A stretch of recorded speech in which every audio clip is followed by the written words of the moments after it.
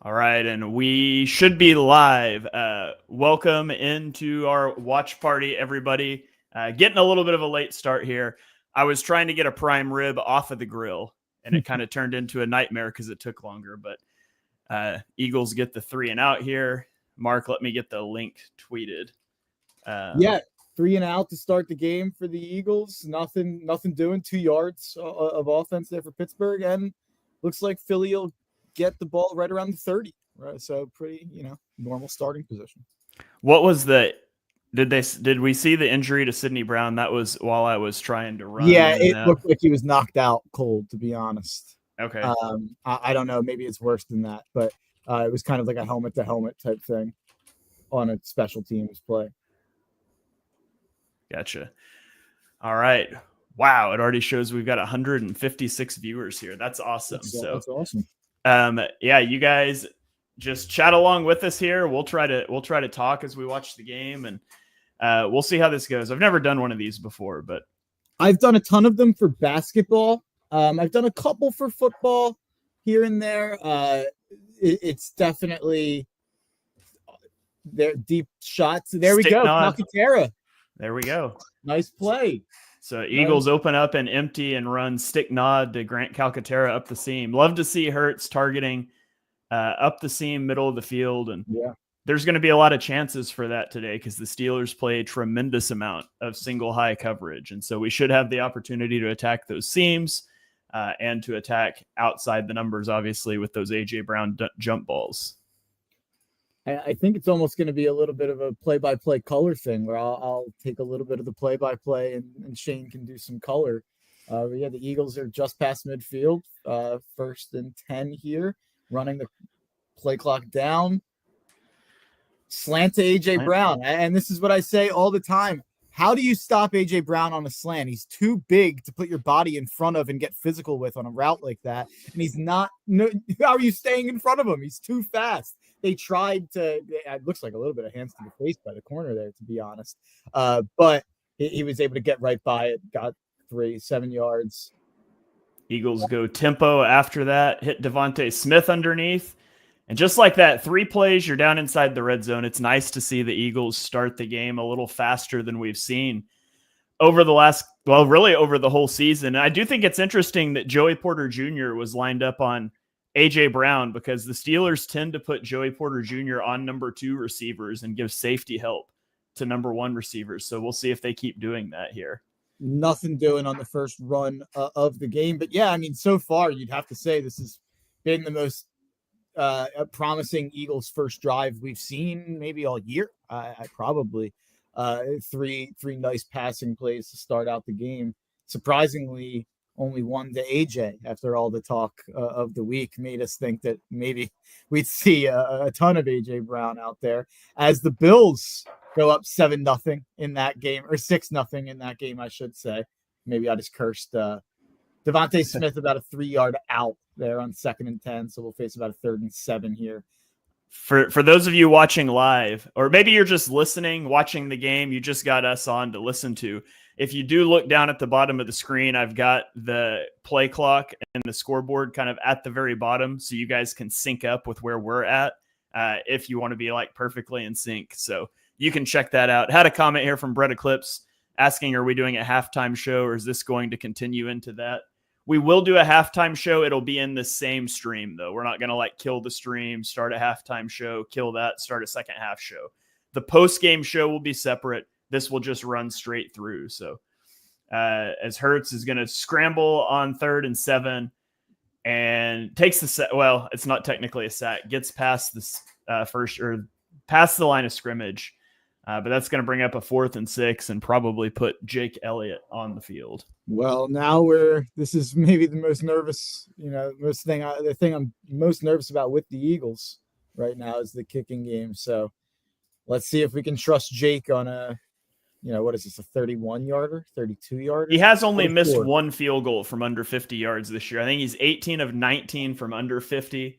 Of course, this is the announcer curse moment. Down the middle. He makes it. He's missed a couple extra points, though, right? Just 1. So he's missed 1 extra point this year and 1 field goal under 50, and then he's like 0 of 5 over 50 yards. He's missed 2 that they've taken off the board with penalties, to be fair. And then we've went for it and gotten the tush push. I think that's sticking in people's brain a little bit too. Did he miss those? I thought I know one of the ones he made they took off the board. I know he missed it last week. I thought that had happened previously. I could be wrong. Maybe you're right that they made it and they took it off. But last week he missed the extra point and then they took it off. Okay.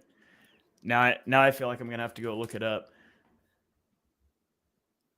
I know that happened last week. I can't. I thought it had happened previously. I can't speak to it for sure. Nick Chubb broken foot, by the way, earlier on in the 1 o'clock games. Just got confirmed. Hate that. I did miss pretty much the entire 1 o'clock slate, so I am not up to date there. I know that I saw Mahomes got injured, but I don't know how bad that was. I think he'll play next week. They play on Saturday, so it is a bit of a short week for them.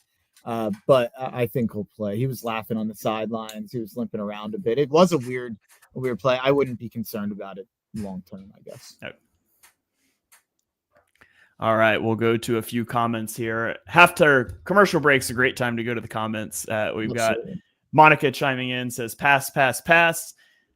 We got Ravens fans in the chat, and I believe this is the same Raven fan that was in our Birds of the Roundtable stream on Tuesday night. Says that we're pulling for you guys today. Beat the Steelers. We will certainly do our best. Hopefully they've had you guys in the back of their mind for next week a little bit in the lead up to the week. So the Steelers are 10-3. The Ravens just won today, so that puts them at 9-5, right? I think that's right. Yeah. So if we won and then the Ravens beat them next week, they'd be tied up there with neither of them having the tiebreaker. Interesting. Yeah. Cameron asks, did anybody catch the end of the Saints Commanders game? I saw things online, but I wasn't able to watch it. I was frantically trying to get things finished so I could hop on the stream. It says Saints came back from double digits and scored with 3 seconds left and went for 2 for the win. Incomplete pass. We would have had a chance to clinch if they beat the Commanders. I have a take on this. Everyone's upset that Washington won, and that means we can't clinch today.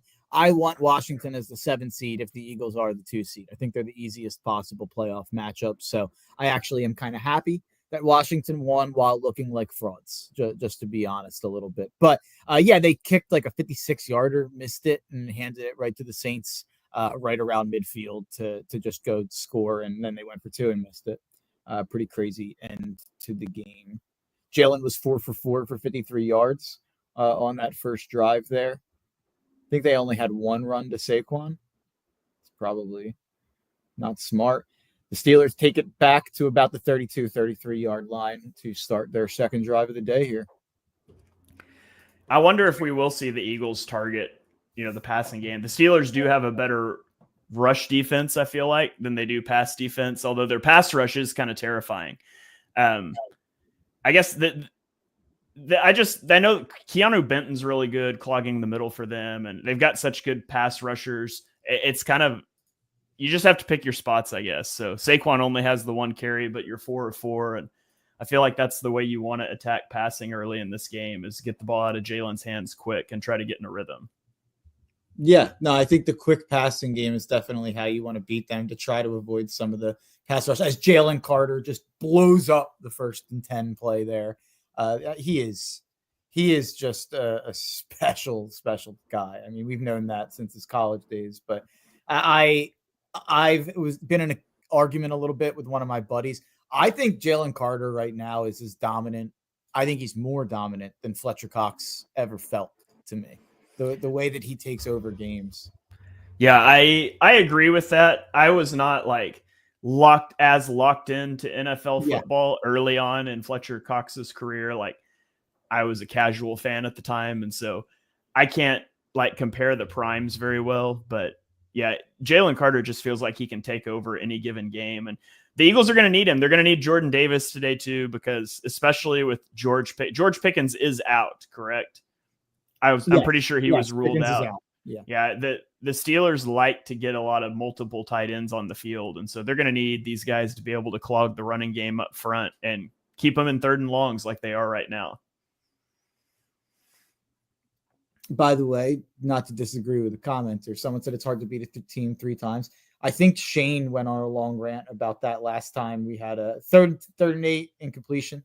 Nolan Smith gets his hands on it at the line of scrimmage. Nice. Is it the stat that seems as the favored team, if they're the higher seed and they've beat a team twice, they actually win the game more often against the team they play a third time than like a normal favorite wins in the playoffs? I forget the exact stat, but it's actually easier to beat a team 3 times than to beat like some new team in the playoffs. I remember Shane went on a rant about that last year in the playoffs, and I remember there was a bit of it. Yeah, since a bit of a dirty hit there, near out of bounds on DeJean. That was, I mean, I guess he was in bounds still, but it felt like a little close to the sidelines. I don't know. See, I need like the guy in my ear feeding me the stats, so I'm not looking for him because I just missed it. But and of course they're not going to show a replay because why would a broadcast do that? But here it is. Since this is last year, but so it might have happened last year. But since the AFL-NFL merger in 1970, there have been 24 occasions of teams meeting for the third time in the postseason after one team won the first 2 matchups. In those 24 games, the sweeping team is 15-9. So a 62.5% win percentage. Yeah. And I think that if you like shrink that to like a team that's the higher seed, it's even more like, I think it's like 13-4 or something like that. Yeah, 13-6 if the sweeping team is the home team. 68.4% win percentage. Yeah. So I think it's one of those fallacies we tell ourselves just because we don't want to play a division team. But I just would say let's play the easier team. Although I'm not afraid of the Rams necessarily, or like the Seahawks or whoever that 7 seed is going to be. I would be a little bit afraid of Tampa, but they're probably going to win the division. Tampa does just seem to have the Eagles number. Yeah, Todd Bowles owns us. He has something in Nick Sirianni's mind that Sirianni cannot figure out. It's Jalen as well, but yeah, little around the NFL scoreboard. Colts are up 7-0 on the Broncos. That game's kind of like the linchpin of the AFC, maybe having an interesting playoff race. Like if the Colts win, maybe they can get involved in either the division or the like wild card chase or. And then you have the Bucks up 7. So the Chargers literally just scored as I updated this. So Chargers just tied the game up with Tampa Bay at 7. And Patriots Cardinals 0-0. But Bills against the Lions. The Lions just punted. So Bills are taking the ball and they are up 7-0. Would be nice if Buffalo could pull ahead there. Yeah. I can throw up scores here. Look at this. We're figuring stuff out on the fly. Now we've got that's not a bad idea.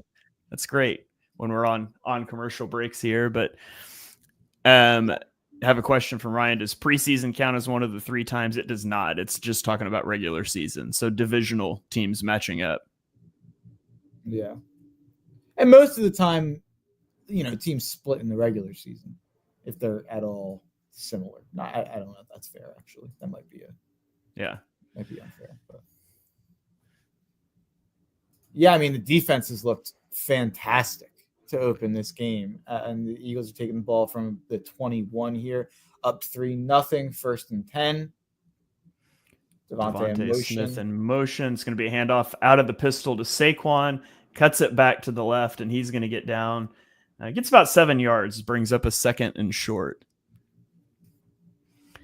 That was, that's the broadcast showing the stat here. First quarter passing yards. Today, in the first drive, they had 53. In the last 2 weeks combined, they had -1. So it's always nice when you can come out and get your quarterback in a rhythm. That's something the Eagles have struggled with. I've talked about on my All-22 videos that I think Hurts has a hard time just getting in a rhythm sometimes early in games. And as the Eagles get a gap scheme run blown up here by the Steelers. And Jalen should have pulled that.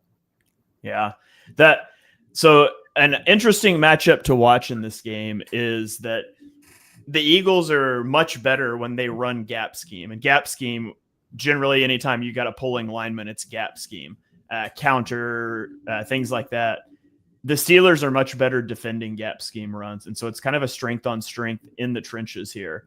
The Eagles are going to come out 3rd and 5, have a bunch to the top of the formation. Looks like it's Gainwell in the backfield. And Jahan Dotson in motion. Hurts gets the ball out to Gainwell, spins and makes the guy miss, and he's going to pick up the first down. Perfect. Job by Kenny G. Yeah. I think he's looked more explosive to me this year when they've had him. And the stats don't really back it up. I think his yards per carry is like right around where it's always been. But maybe it's, just a couple plays sticking in my brain. I feel like he has looked a lot better to me, just on both ends. Yeah, we do have a nice little running thing with Ryan on Birds of the Round Table that if Kenny Gainwell scores a touchdown, he's got a revelation to make to people, some surprise. So we can be pulling for a Kenny Gainwell touchdown today. He did just another run there, about 5-yard run there for Kenny G, and he's back in the huddle here again for second down. I've noticed they tend to go tempo more with Gainwell on the field versus Barkley. Yeah. Although who is in the backfield right now next to him? Is that Devontae? I think it's Devontae. Yeah, Devontae in orbit motion to the top of the screen. Going to hand it off to Gainwell, and he's going to pick up like 1. So get you to 3rd and 4. I was doing a little too much there in that design, I think. You guys that are watching here, drop comments. You can drop questions. I'm going to see those more during commercials than I am in the game because like the game's over here and you guys are over anyways. But you can drop comments and stuff. Also, let us know if you like more like us just talking or me doing play-by-play and talking between plays. And we'll figure this out as we go. But 3rd and 4, Steelers showing press coverage at the top of the screen. Single high. Hurts drops back, and he's just going to scramble. Come on, Jalen. And breaks the tap, fumbled the ball. Ball's out. And the Steelers are going to recover. That's a really bad play by Jalen Hurts. The drop back was there. He hit the top of his drop, and he had it if he just lowers the shoulder for the first down. And he tried to break that outside, gets hung up, and ultimately fumbles the ball. And it's a really good punch out by TJ Watt. Ball's right there where it should be. That's a really good defensive play. But Jalen should have gone straight into that and gotten the first down. Man, that's frustrating. TJ's so good at that. Yeah, I mean, he's got in defense of Jalen there, he does have the ball exactly where you want it. Point in the hand, point in the elbow, up against his chest, under the face mask. That's a great play by TJ Watt. So, but that's exactly what you don't want to have happen when your defense is playing so well. And now you're going to give them the ball on a short field. That sucks.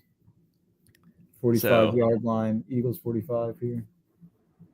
So the Steelers are going to play action bootleg. Nolan Smith is after Russell Wilson. He's just going to toss the ball away out of bounds, get to 2nd and 10.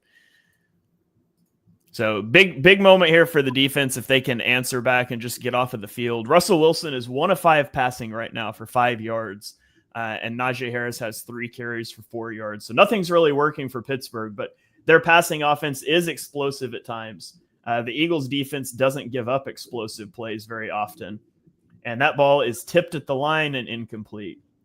We're going to get to a 3rd and 10. So the Eagles defense is playing awesome right now. I guess TJ Watt leads the league in forced fumbles by like 3. I saw someone tweet.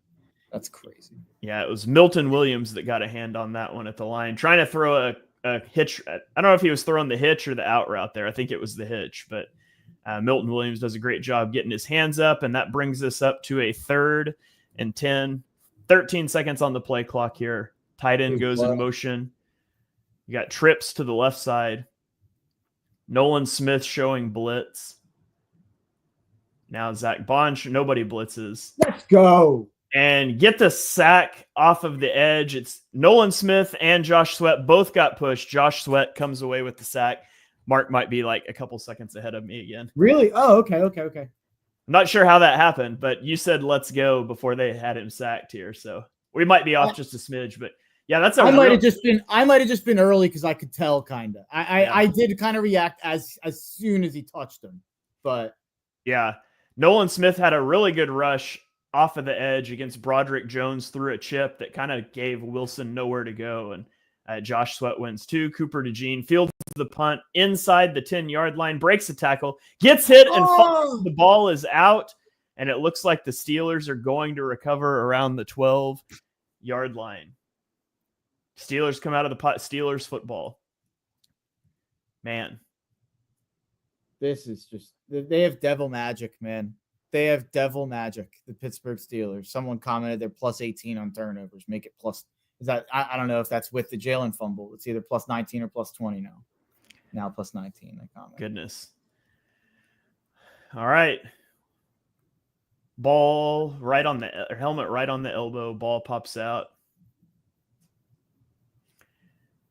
It's unfortunate. Cooper DeJean's been really good as a punt returner too, but the Eagles really struggling with turnovers here. The defense playing incredibly well.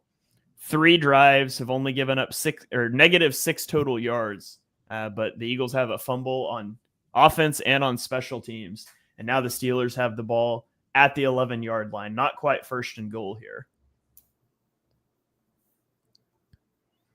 Got a comment here that Tomlin's ideal game is a low-scoring, messy special teams battle. Yeah, absolutely. Yeah. The Eagles are showing a 6-man front here, and swing pass out to the running back at the bottom of the screen, hurdles, and Nolan Smith is going to get him out of bounds inside the 5.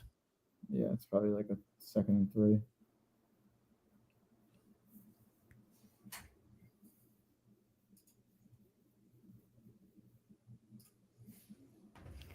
Oh, now there's a scuffle on the sideline. A flag flies. Jordan Davis is bear hugging somebody and pulling him away. That's, I don't know what instigated that. We'll have to see if they show a replay. Yeah, I don't know.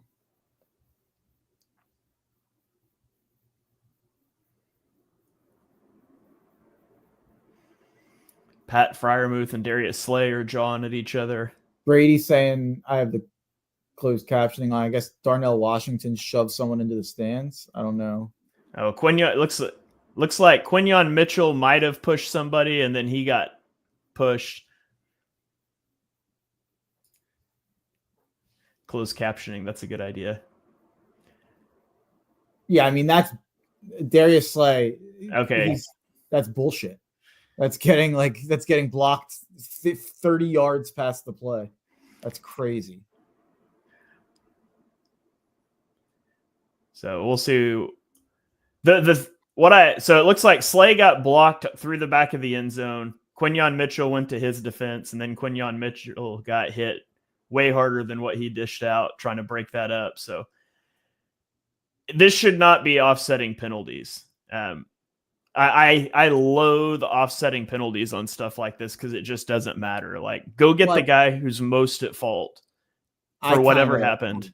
It's hard to determine that, though. Yeah. I think a lot of the times it goes both ways. Yeah. So personal foul on Pittsburgh declined. Yeah, offsetting. Yeah. And no, 2 fouls on Pittsburgh. Oh, okay. Good. So I'm going to guess they got the initial block and then the cheap shot on Quinyon Mitchell. So Nick looks pissed. And so that's huge because instead of a 2nd and 3, that's going to be a 2nd and 18 now for the Steelers because they did not pick up the first down. And yeah, I mean, you can't do that. Like, yeah, I mean, that's absurd. He blocks him all the way into the stands. You just can't. That's the blind side. That's Michael Orr. Like, that's it's taking him to the bus. Yeah, yeah. It's also funny when it's on Darius Slay, you big bad bully, Darnell Washington. Like 6'7", 280. Do it to someone who do it to a linebacker. He can. So the Steelers have 2nd and 18 now. They're in empty.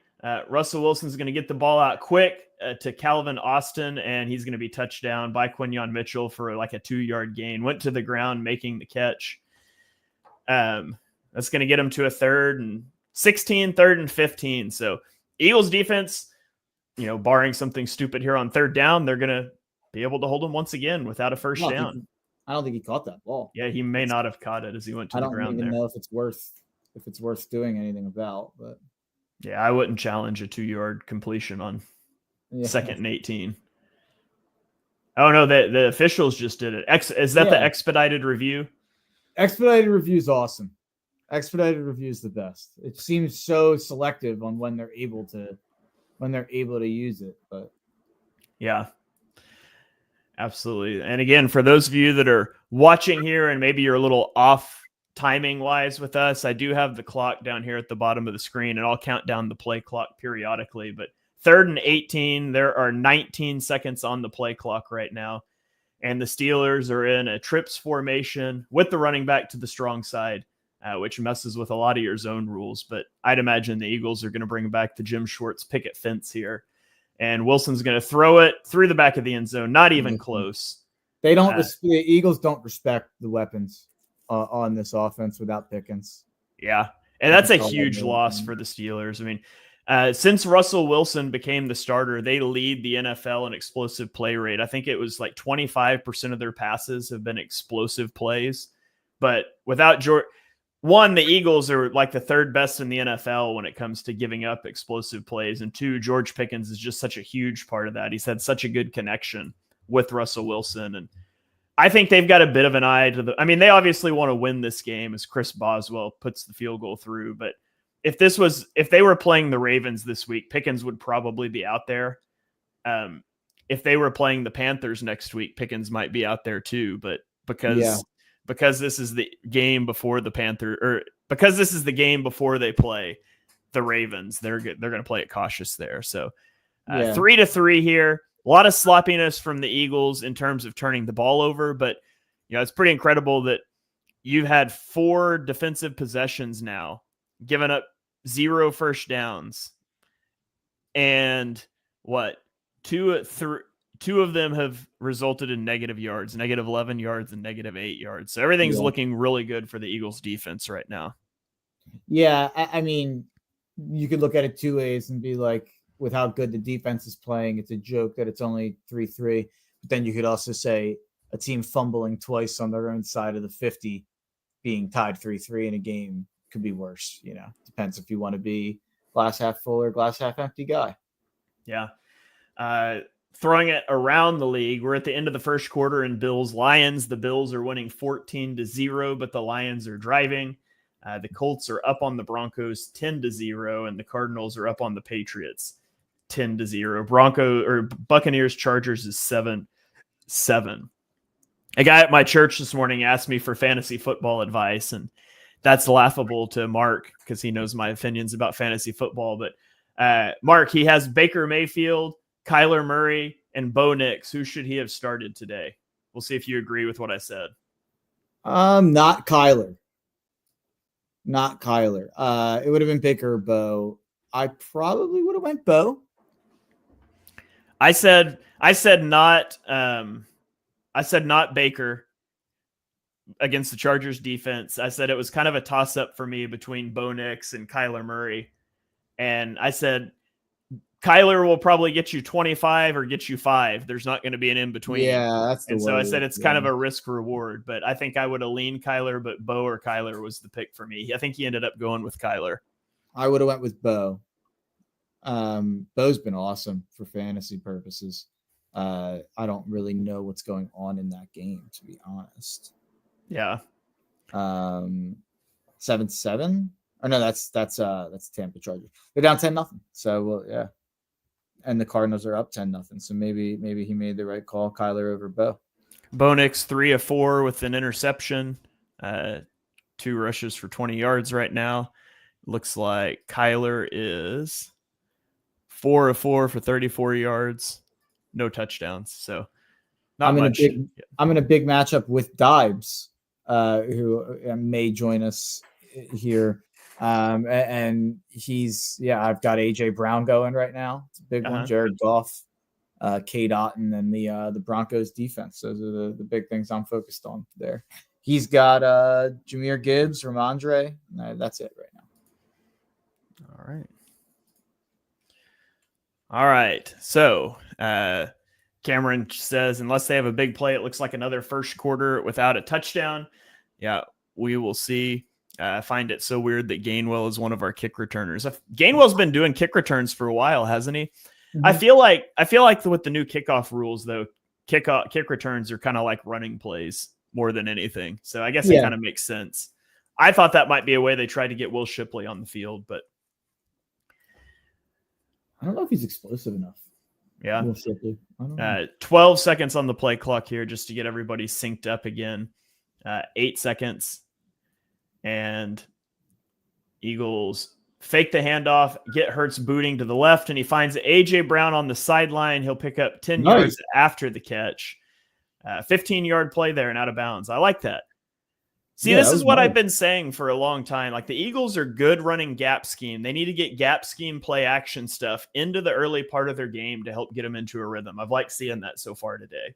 I'd love an all 22 on that from you, because I think Devontae was open on that too. Yeah, he might have been. Deep ball to A.J. Brown, and he comes down with it over. Is that Joey Porter Jr.? It is Joey Porter Jr., who is campaigning immediately for the pass interference. And A.J. Brown was not open at all, and it just doesn't matter. That's just an incredible sell job there by Joey Porter Jr., because he didn't even push off. He just went up. So good things happen when you get A.J. Brown the ball. They're playing really far off Devontae, I've noticed, early on in this game. There we go. Hurts keeps on the read option, and he's going to pick up about 8 yards before he slides down. And it's kind of hit after he slides down, but he's not hit anywhere in like the chest or the head. So I guess I'm fine with that. Him. I think 50 missed him. I saw what you said. I don't think he touched him. That's the first time I've seen Jalen Hurts in a long time stick that foot in the ground and get upfield and make a guy miss. Generally, I don't like the outside runs with Hurts, but that was a nice pull against TJ Watt. And Saquon Barkley with a big run. He breaks the tackle down inside the 5-yard line. Get to the one. That's a pro move there by Saquon to go down at the 4 instead of the 1. For anyone who doesn't follow me on Twitter, you know that I've made a lot of money over the last couple of years on Jalen Hurts anytime touchdowns. So would really like for this to get to the 1. Yeah. First and goal here. They're going to hand it off to Barkley up the middle. He's hit in the backfield by Minkah Fitzpatrick. I do think he gets just a half a yard there, but it'll be second and goal. I will say Saquon, in terms of everyone wants to complain about how many times he's been tackled on the 1. Like 5 of those have happened on runs inside the 3. Saquon isn't that good inside the 5 this year. Like at least this year, he's had a hard time punching it in. There's a reason. Some people don't love the Tush push. Like, why don't they just run it to Saquon on the 1? Jalen Hurts finds A.J. Brown off a play action for the touchdown. The Eagles score a first quarter touchdown, everybody. A.J. Brown legacy game. We've got the comment here in the chat. And look at those two guys, A.J. Brown, Jalen Hurts, guys who absolutely aren't friends anymore, doing a dance together after the touchdown. Those guys hate each other. I know. They hate each other. Jalen Hurts is terrible. What is he, 8 for 8 for like 105 yards? I heard A.J. Brown wrote Jalen Hurts out of his will. No, I actually heard that he demanded a trade already. He said, just keep it quiet. We'll do it the day after the season ends. Yeah. Jake Elliott, extra point is up, and it's good. The Eagles take a 10-3 lead. Jalen Hurts, 8 of 8 for 104 yards and a touchdown. A.J. Brown, 4 targets, 4 receptions, 48 yards, and a touchdown so far in the game. And the Eagles offense is rolling right now. I mean, honestly, barring that fumble, which was it was a good run if he just sticks his foot in the ground. The Eagles haven't punted yet. The Steelers have been beneficiaries of 2 turnovers. Eagles offense looking really good right here. I am going to be right back. I need to go grab a drink. So, Mark, I'll throw it around the league. Touchdown Lions there as Tim Patrick gets a touchdown from Jared Goff for the fantasy heads out there. 14-7 Bills as we go into the second quarter. Colts up 10-0 on their own 4-yard line. Broncos, yikes. Cardinals up 10-0 on the Patriots. So that game probably doesn't matter. Buccaneers up 10-7 on the Chargers. That game matters for both of those teams for sure. Eagles up 10-3. It's a simple game. We have a couple comments from, I can't pull them up on the screen. Shane can. It's a simple game from the big Bristolian. Just continually throw it to AJ, regardless of how open he is, and hand it up to Saquon. I mean, I totally agree. I remember there was a lot of people in 2022 and even early parts of 2023 when it was working who wanted to yell and scream at Jalen that they were targeting AJ too much. I'd argue That doesn't exist. I run as many slants, run as many one-on-one routes as possible for AJ. I even excused, I remember there was a pick in, I don't know if it was the Green Bay game or if it was in week 2, and it was in AJ in single coverage and he slipped. Guess what? I'm fine with Jalen throwing it up to AJ in the end zone in single coverage anytime he wants to do it. If AJ slips and falls, that's just, an occupational hazard. But get AJ the ball as much as humanly possible. It opens up everything else in the offense. There's a reason Jalen Hurts and the Eagles have not lost a football game this year when AJ Brown is on the field. Everybody wants to push the Saquon MVP conversations. I'd argue that the most valuable player in the league potentially could be AJ Brown. Looking at what he does for this offense, look at what that offense looked like against the New Orleans Saints, against the Tampa Bay Buccaneers, and you see what it looks like outside of it. I think they're averaging 28 points per game when AJ Brown is in the lineup. Obviously, having I think 10-0, hopefully that'll move to 11-0 today. And they're showing the replay here. Tom Brady's using the Thomas Strader, talking AJ Brown's touchdown. And yeah, I mean, once you ran that play action, the linebackers kind of bit and stepped up across the middle to AJ, and they catch the ball, touchdown, obviously. Jalen 6 yards short of his total passing yards last week. To be fair, didn't Saquon have like 150 though? And right now Saquon doesn't have like, if he had that one nice run, it's probably has about like 30, maybe less. All right, I made it back just in time for the kickoff. There you go. It was perfect. I just ran through the other scores. Lions making it a game there. Do you guys like this zoomed out view of us that doesn't have the clock at the bottom, or is the zoomed in with the clock at the bottom? Is that helpful to stay synced up? Let us know in the comments here. It feels weird when I glance over and see my head taking up half the screen, but I honestly don't know that many people are watching, probably just more listening. So the Steelers yet to pick up a first down in the game, and Eagles have a 5-man defensive front, single high safety. The Eagles are really stacking the box, and it's almost like they're daring the Steelers to throw the ball deep without George Pickens, and they just haven't been able to do it.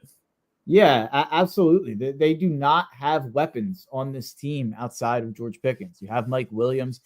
Pat Freiermuth isn't going to kill you. I don't know. Calvin Austin, they want to get him out wide. I'm sure Calvin Austin's been a guy who people have loved for years, and he's never really, amounted to much. So Scotty Miller obviously had the one drop already. Yeah. Skowronek. 148 total yards for the Eagles, 2 for the Steelers. The Steelers send a guy in motion into the backfield. It's going to be a handoff up the middle, and there is a flag. It's down for a 4-yard gain. Flag's in the area that it's usually going to be holding, but looked like 73 to me.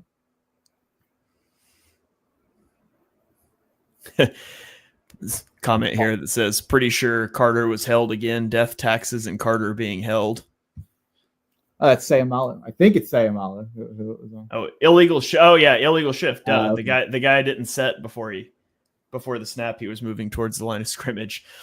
Cameron said, I'm ahead of you guys just listening to your reaction. Felt so bad when you didn't know those fumbles were coming.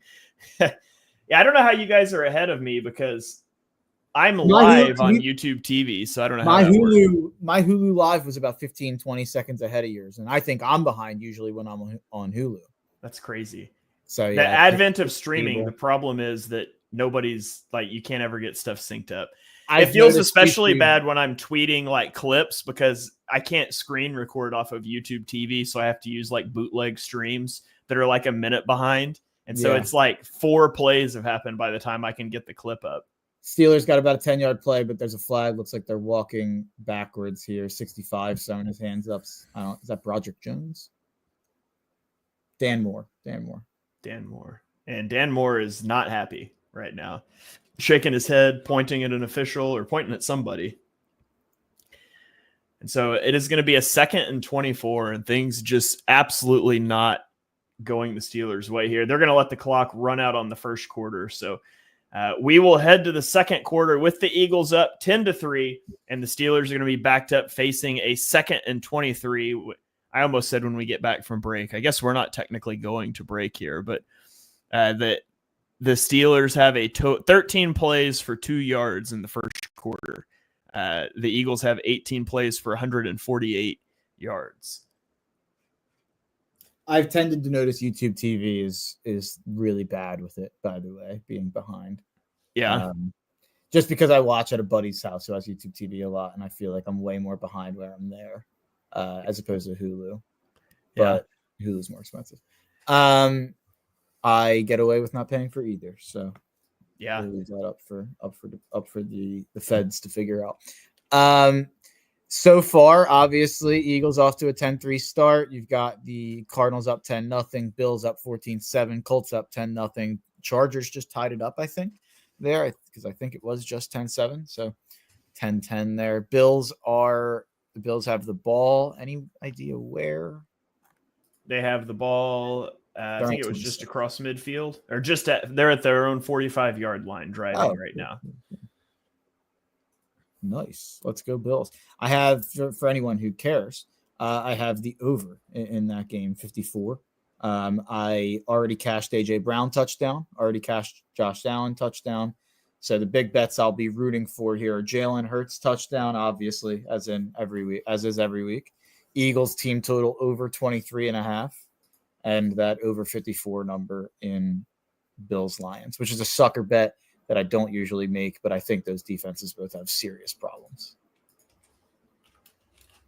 I'm going to tweet out this link again on Twitter, so you can keep talking if you want to. I'm going to be quiet for a second. Yeah, if anyone has any bets they're tracking out there, any fantasy football things, it's the first week of the fantasy football playoffs. Any questions or any complaints to lodge about guys you sat who went off, or guys you played who stunk, or anyone who's going off against you. I hate when you're at a bar. Yeah, Cameron, I hate that as well. When you have a bunch of different TVs at different times at a bar, and there's different cheers going on. You don't know what's happening. Is it that game? Is it this game? Is it just the Eagles? Yeah, it's the worst. I've had that experience one time in my whole life, because I'm always just to watch the games at my house guy. But I went and visited some friends in New York City for opening weekend one time, and we did the whole sports bar that had 8 TVs, and that was an interesting experience for sure.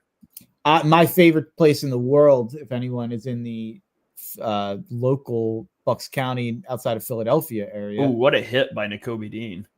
I have somehow gotten behind you now. Oh.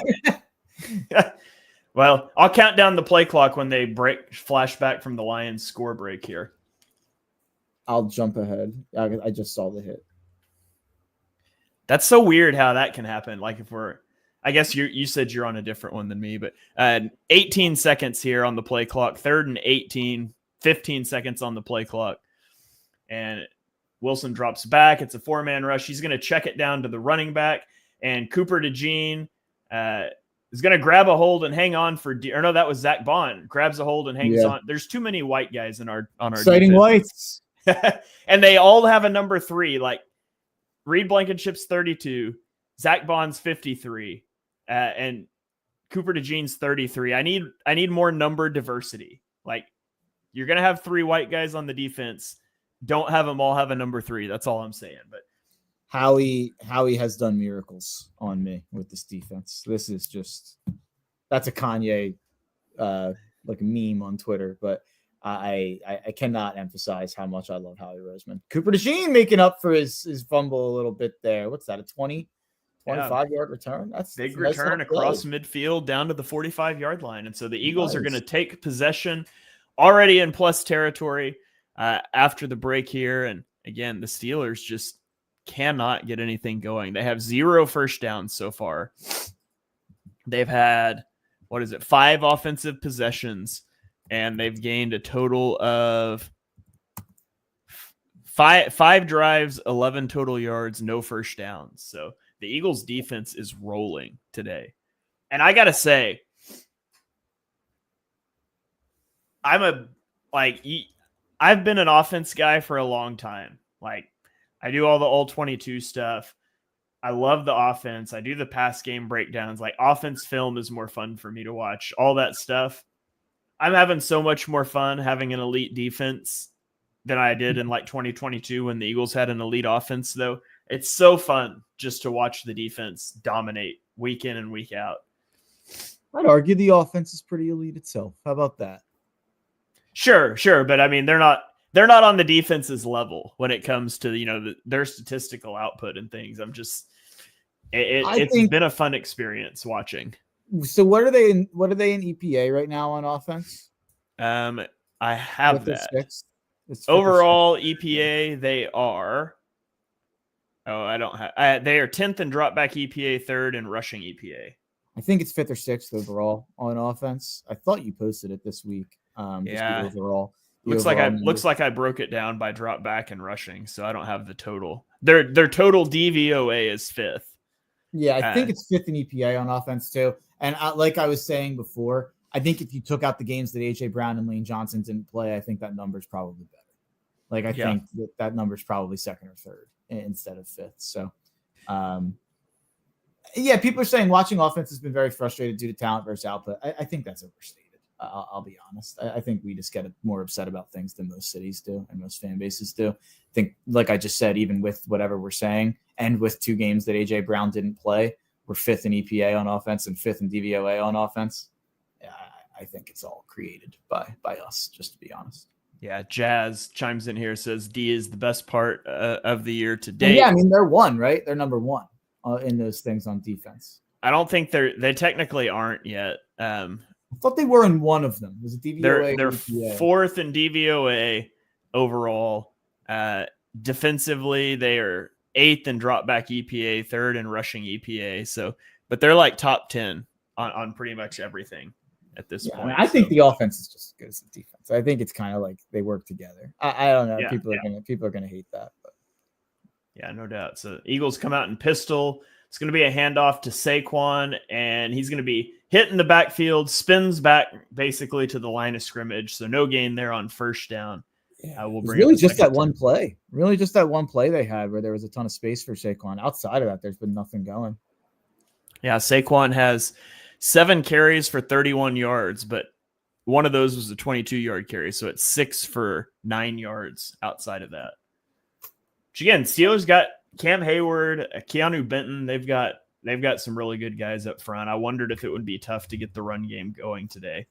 And you're going to give it to Saquon again up the middle, and he's going to get about 3 yards and get stood up and driven backwards. That's going to bring up a 3rd and 7. I wish he would have cut that left. I feel like there was some space there. He went right at the guy.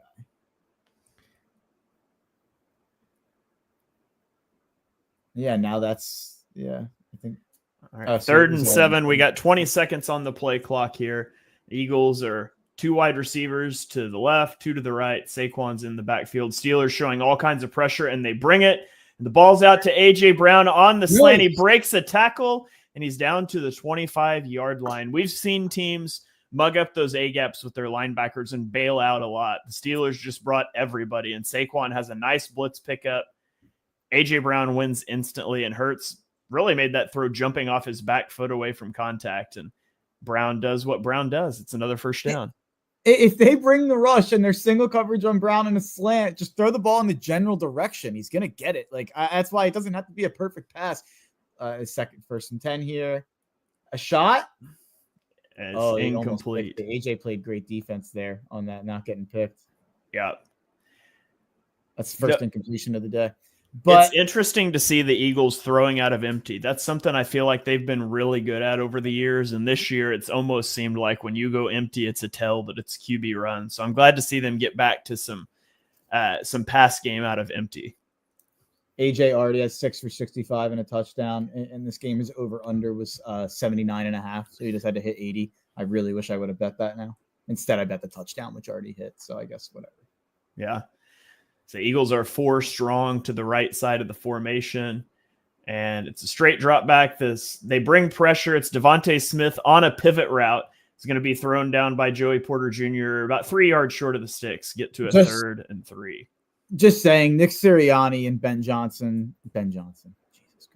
Nick Sirianni and Brian Johnson should be in prison for having Devontae Smith and AJ Brown on their team last year against Todd Bowles in a game that I guess AJ didn't play in the playoffs, but last year when it was clear every team was blitzing the Eagles and we had no answers for it and refused to run slants, we had Devontae and AJ on the team and couldn't figure out how to beat a blitz. Just run a slant. It's pretty. Steelers are showing a cover 0 look again here on 3rd and 3, but they do not bring pressure. And Hurts is going to find Kenny Gainwell, and Kenny Gainwell is down to about the 2-yard line. It's going to be down. So Steelers had everybody up at the line, had no safeties back there, but they still bailed that out into coverage. I'm getting ready to push. Are we close enough? I thought you were about to go get a drink or something. No, this is not the time to get a drink. Well, I wasn't going to call it out. I wasn't going to call you out for it, but comment from Cameron says, I can't remember the last time I saw Smitty run through a tackle. I mean, to be fair, I weigh as much as Devontae Smith. So, by the way, it worked. I hated going empty on 3rd and 3 there. Hated that. I don't hate it. It's 3rd and 3. At least have the threat of Saquon in the game. Yeah, so that's the one thing. I mean, that's true. You get the threat of the run, but I love when they go empty because it kind of forces the defense to declare what they're doing. It spreads it all out. It kind of makes you declare your coverages and things. And I mean, the Steelers showed a cover 0 there and bailed out of it, but it's not sound defense when you've got to tip your hand before the snap. And there is an injury here on the play. I'm not sure what the injury is, but it looks like they're throwing to a commercial here. It worked. I just feel like if it's 3rd and 4 or shorter, you should at least have Saquon on the field. Yeah, that's fair. I don't mind empty in general. I get the reason for doing it. 26, who's that on the Steelers? If you want to look that up for me, who's down? Dante Jackson. Okay.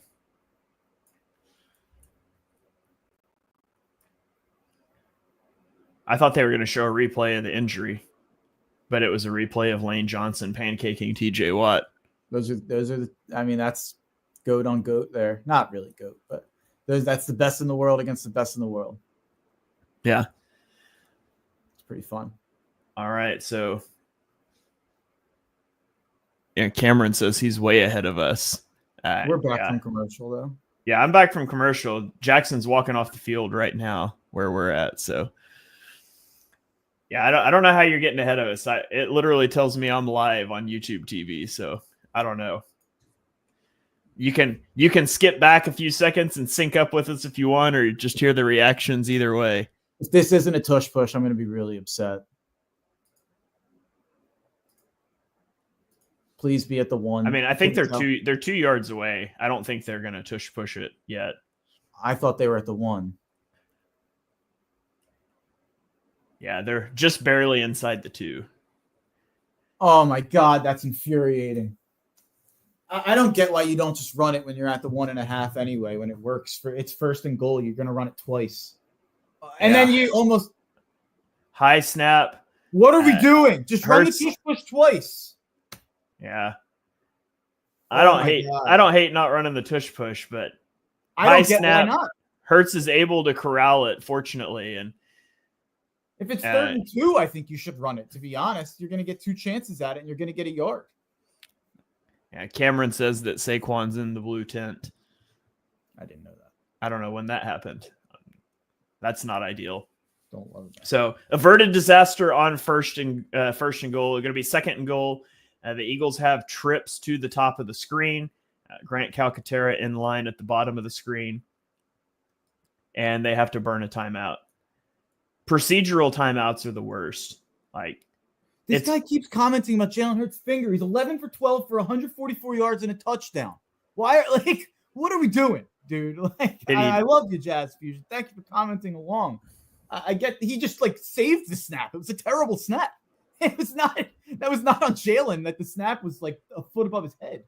Maybe they said on the broadcast he jammed a finger or something. No, I don't know. He has a broken finger on his offhand. He came to the game with it, and everyone freaked out on social media with it. It was listed on the injury report all week long. If anything, that play was great proof that it wasn't a serious issue. He saved the play over his head. But I actually totally missed that on the injury report this week. I don't know how I didn't clock that. No one did, so it's not on you. Nobody clocked it. By the way, I hate the procedural timeouts. Just get a play in. Like, I hate having to burn a timeout in that situation. But 12 seconds on the play clock here. 10 seconds. 2nd and goal at the 2-yard line. Handoff, and Jalen Hurts is going to play follow the leader with Kenny Gainwell. That just works better with Saquon. Well, that's the same thing, but are they at the 1.5? This is the dumbest stuff of all time. Mark, he's talking about the finger with the tush push potentially being a problem. Run the tush push, then that's insane. If you can't take an under center snap. Yeah, could be. I mean, now that he brings that up, the Eagles have not run an under center play yet today, have they?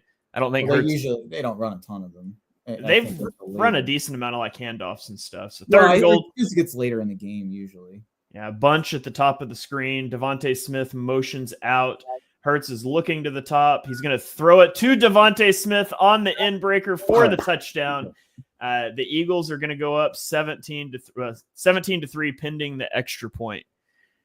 So yeah, that makes sense.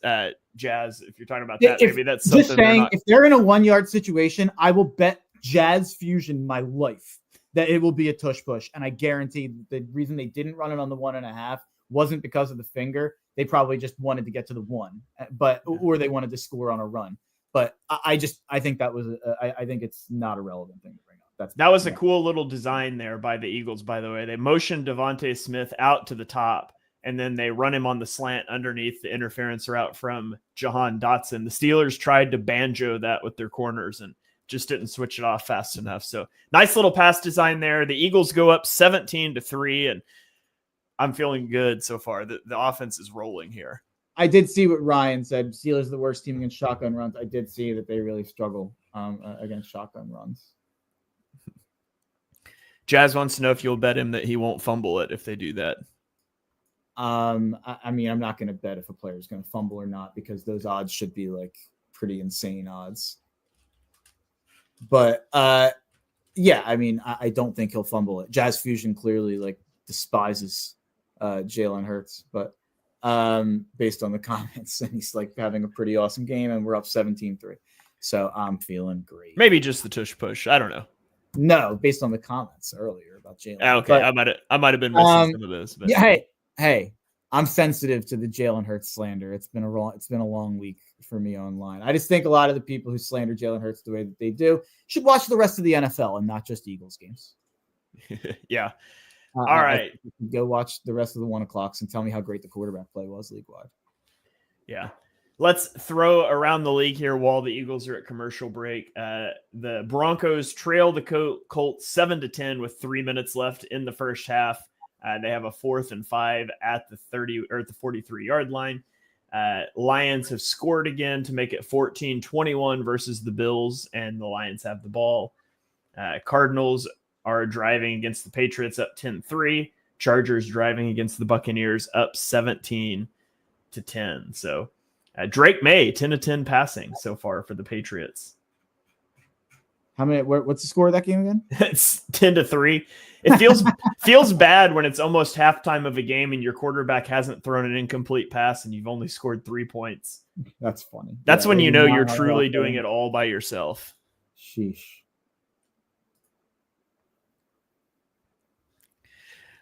Comment here from Cameron. Loving the pass play designs. The 5 wide to Gainwell lined up as a receiver on 3rd down was awesome. Yeah, that touchdown pass was awesome too, motioning out of the bunch. So some cool stuff there. Travis says this is the most crisp the offense has looked early in a game this season. I'm loving it. Glad you guys are hanging out with us here. Keep the comments coming. And again, we'll throw to those more during commercial breaks than we are during the actual action, but keep them rolling along here. We'll try to keep an eye on them. We need a full broadcast team, Mark. We need somebody monitoring the comments. Yeah, Cameron's doing a good job telling us what the broadcast is saying at times, I feel like. Yeah, I've got the closed captioning up, but to be honest, I'm not reading any of it, so I don't have time to see it and talk. Jordan Mailata having an animated discussion with Saquon Barkley on the sideline. It's interesting. I'm telling you, I think Saquon read that one run wrong on that one play. Yeah. Jordan Mailata's telling him, just follow me, man. Yeah. I'm gonna take him to the bus. It is funny I think Saquon's been by far the best running back in the league, even independent of situation this year. It is funny on the boom and bust games he has, because there are multiple times that he runs the ball every game that he has this type of game where I'm like, it was right there. It was, bounce it that way instead of that way. But then, in an hour from now, he'll have an 80-yard run that looks like it should have been a 3-yard run. Comment from Sam. This just in: Barkley and Mailata are not friends. Yeah, we need see Brandon Graham's show for more. Yeah. Russ is 4 for 10 for 17 yards right now. And Russ completes a pass, and the Steelers officially have their first down of the game. Is that Ben Skoranek? It is Notre Dame legend. Yeah. Is that he went to Notre Dame? Yes. Yeah. I didn't know that. I just knew his name from the Rams. Yeah. Notre Dame guy. Yeah. All right. So the Steelers have their first down of the game. We got 15 seconds on the play clock. 1st and 10 at the 47-yard line. 10 seconds on the play clock just to sync up. And it's going to be a sprint at QB run with Russell Wilson. And Russell Wilson takes a big hit from Reed Blankenship. And that's a ridiculous flag. If that flag is on Reed Blankenship, that's ridiculous. Russell Wilson starts to slide, but he's not on the ground when he gets hit. It was Fields. Oh, it was Fields. He starts to slide less than a yard from Reed Blankenship, to be honest. That is ridiculous. You absolutely cannot flag that. The announcers are saying it's because he went upstairs and hit him in the head. It's no, he hit him where his waist was, a half a second. That's a really bad personal foul call. That can't happen. That's insane. Reed Blankenship is broken down and hits him chest to chest. That's soft. If that's a flag, get rid of sliding for quarterbacks, because it's just opening them up to get hit more often. If that's legitimately a flag, that's unbelievable. Also, cardinal rule of sliding as a quarterback is don't slide late. Literally, he hits his face mask on Reed Blankenship's shoulder, and you're telling me that whatever. Anyways, that's a joke. But 1st and 10 at the 31-yard line. It's going to be a toss to the left, and I think is that Jalex Hunt disengages, wraps up for the tackle. It's going to be about a 4-yard gain. That was a nice play by Hunt. So, yeah, that's a garbage call. I can't stand that stuff. That and the Mahomes tiptoe up the sideline and step out of bounds right as a guy hits you and get a flag. I hate that stuff. That at least, that sucks, but at least you shouldn't really hit him on the sideline. Just kind of stand there and try to there's nothing Blankenship could have done there. No. There's legitimately nothing he could have done otherwise. All you can do is guess that he's going to go down and not even touch him and hope you're right. But anyways, I'm becoming the complain about the refs guy, and I don't want to be that guy. But it's been so bad this year. It has been crazy. Jazz says after Trevor, that's a flat. That was one of the dirtiest hits I've ever seen by Azeez Al-Shaair. That Trevor Lawrence started sliding 4.5 yards away from Azeez Al-Shaair. That's just an entirely different thing, in my opinion. But 3rd and 2 here, 7 seconds on the play clock. Steelers in the gun, motioning from the top of the screen to the bottom. And it's going to be a drop back. The Eagles bring 5. Nolan Smith hurdles the running back, and Russell Wilson is going to get the edge in the 1st down. Guys, don't forget Nolan Smith's insanely athletic. I'm not sure you want to be hurdling a running back on a pass rush, but Nolan Smith just did it. And it almost worked. If Wilson doesn't get outside of him, that could have been one of the coolest sacks you've ever seen.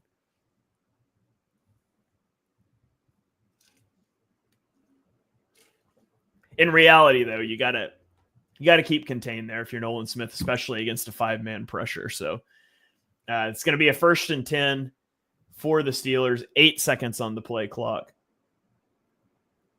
Looks like they're changing the play. You're going to be rushing here. That's a delay game that's not called. It's every week. Goes for a yard. They like the play clock is actually just 2 seconds longer than we think. Yeah. I've heard that. So the official's explanation for that is they've got a guy watching the play clock, and when it hits 0, he has to look back at the ball and see if it's been snapped. And so that's why so many of those happen. But Darius Slay is down on the field for what feels like the 8th week in a row. Every week. Listen, I've said this for several weeks now, and I love Darius Slay, and Darius Slay's been great this year. I don't need to see Darius Slay again until the playoffs. He's getting injured every week, and so I would like to see them play Isaiah Rodgers / Keely Ringo. A, because I want Darius Slay at 100% when we get to the postseason, and B, if he's not at 100%, I want those guys to have some reps. But he continues to go out there and get hurt about every week, and I don't know if it's the same injury that just like isn't healing fully, if he's really just that fragile and it's different things now. But it does stink to see Darius Slay go down again. I would assume we're going to see Isaiah Rodgers out of the break. Yeah, it's Justin Fields being protected like that is crazy too. He's legit coming in as like a wildcat quarterback, and it's not even like protecting the quarterback; it's the backup coming in to run a gadget play. Yeah, that's crazy. That's what this drive was enhanced by. Yeah, got a comment here from HHHH. I'm not sure if that's how I'm supposed to say that, but it says, I love Slay, but I think he's done after this year. His body's breaking down on him. I can see that. You could also see a scenario where he gets healthy over an off season and he's totally fine. But Cameron says it seems to be that same left leg every time he gets hurt. He also says, yeah, Fields is a runner at that point, not a quarterback. Tough break there. But hopefully if the defense can get a stop here, hold them to 3, that would be huge. Would also get the chance for a 2-for-1 kind of with the ending the first half, getting the ball back in the second half. The Eagles could really open this game up, assuming they're able to hold them to a field goal here. I would say someone asked if we should keep a spy every drive for Russell. I'd say he doesn't run enough at this point. Yeah, I agree. To look for that. He only ran there. He only ran on that one because it was a blitz, and B, Nolan Smith lost contain.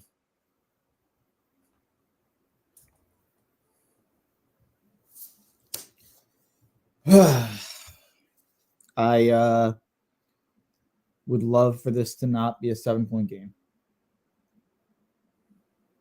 Ooh, the Bills are in the red zone here.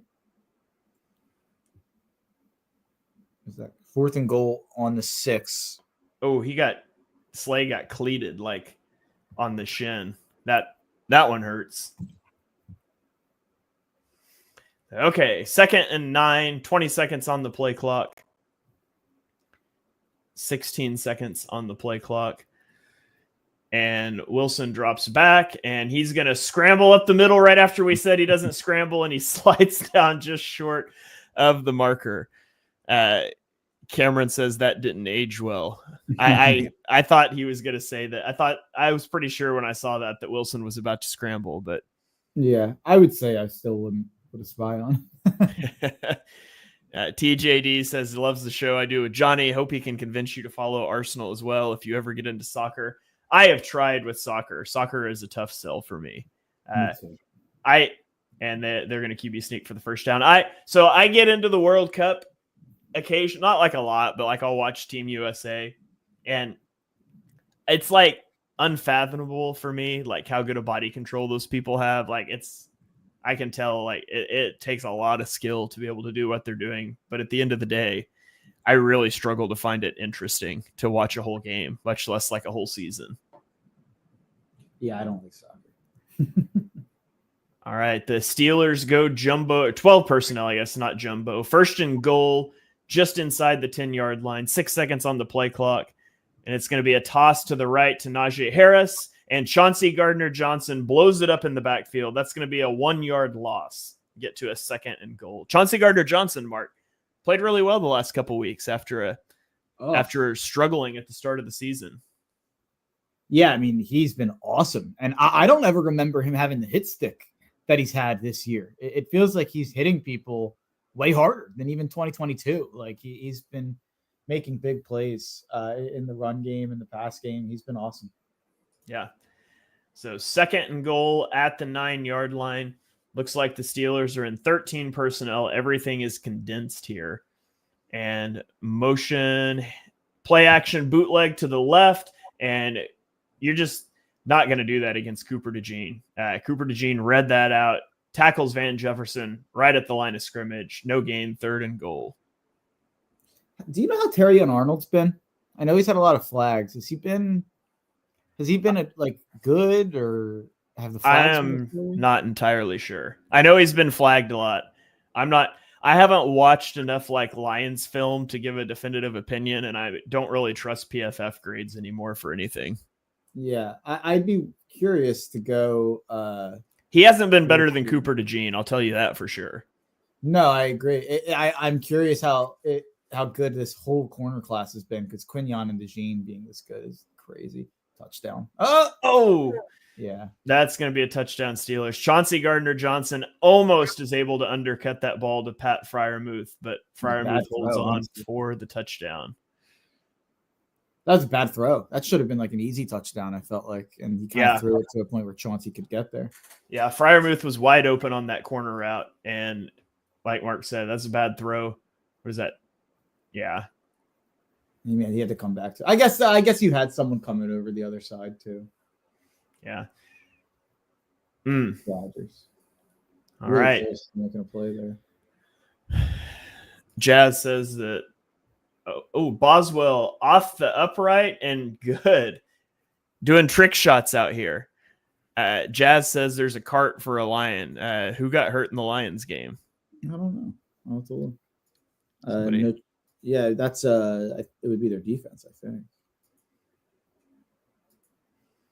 So we go to commercial break here. There's a little over 2 minutes remaining. 2:34 left in the game. The Eagles have 2 timeouts. We'll have a chance to go for the drive for a touchdown, and then they'll get the ball after half. Cameron says Twitter's been saying Arnold should be up there for Defensive Rookie of the Year, but I'm pretty sure they're all Lions fans. He can't be doing horrible except for penalties. Yeah, if he's good, because I really liked Arnold. I mean, I thought he was right. I think I had him as CB1, but I loved that whole class.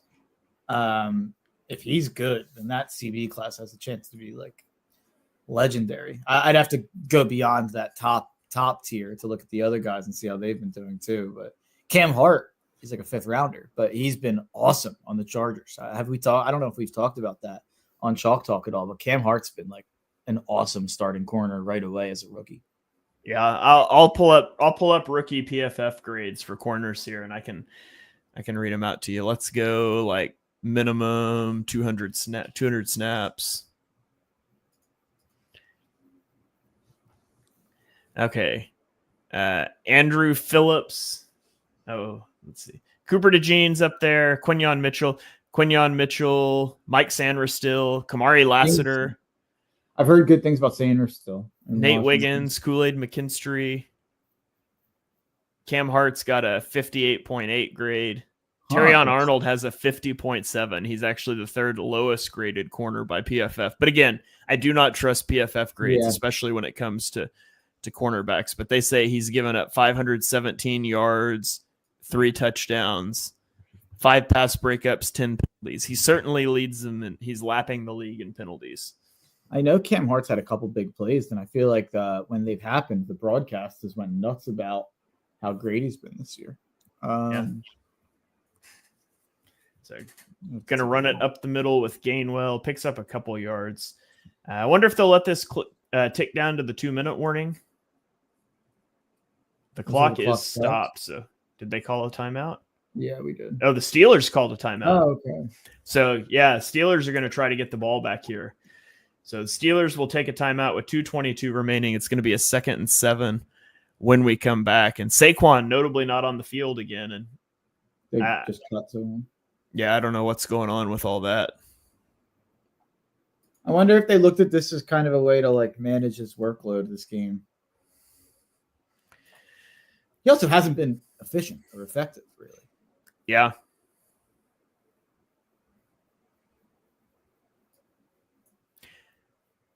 mean, the big thing for me, like the only drive the Steelers have had was aided by a big penalty. It's so hard for teams to move the ball right now against the Eagles. It's just hard to sustain that over the course of a game. So be interesting to see. I think the Eagles will probably just run the ball here, but it is into a heavy box and they aren't. They're going to drop back to pass, and thought Hurts had the drag route underneath to Jahan Dotson, but he tries to scramble. And I will give him credit for this. He's scrambling up through the pocket. So although this might be a sack, it's basically no gain. I did think he had a window to throw that ball on the drag to Dotson, though. By the way, 41 hitting him when he's hit backwards and clearly on the ground is more of an illegal hit than what Reed Blankenship did, but whatever. Yeah. And that will take it to the 2-minute warning. So the Eagles are going to have a 3rd and 7 when we come back from the 2-minute warning. And the Steelers have both of their timeouts. Mark, would you trying to throw and pick up the first down here? Yeah. Or are you just going to run it and make them burn a timeout? What would you do here? I would definitely throw. Yeah, I agree. Absolutely. It's like they have 2 timeouts anyway. I mean, they'd still have a timeout if you make them burn one. I would definitely be aggressive. I don't love that they haven't been. I mean, I guess that they called a pass play there, but did the Bills kicker just miss a kick? Yeah, that sucks. That happened a while ago, but the Bills missed a chip shot field goal.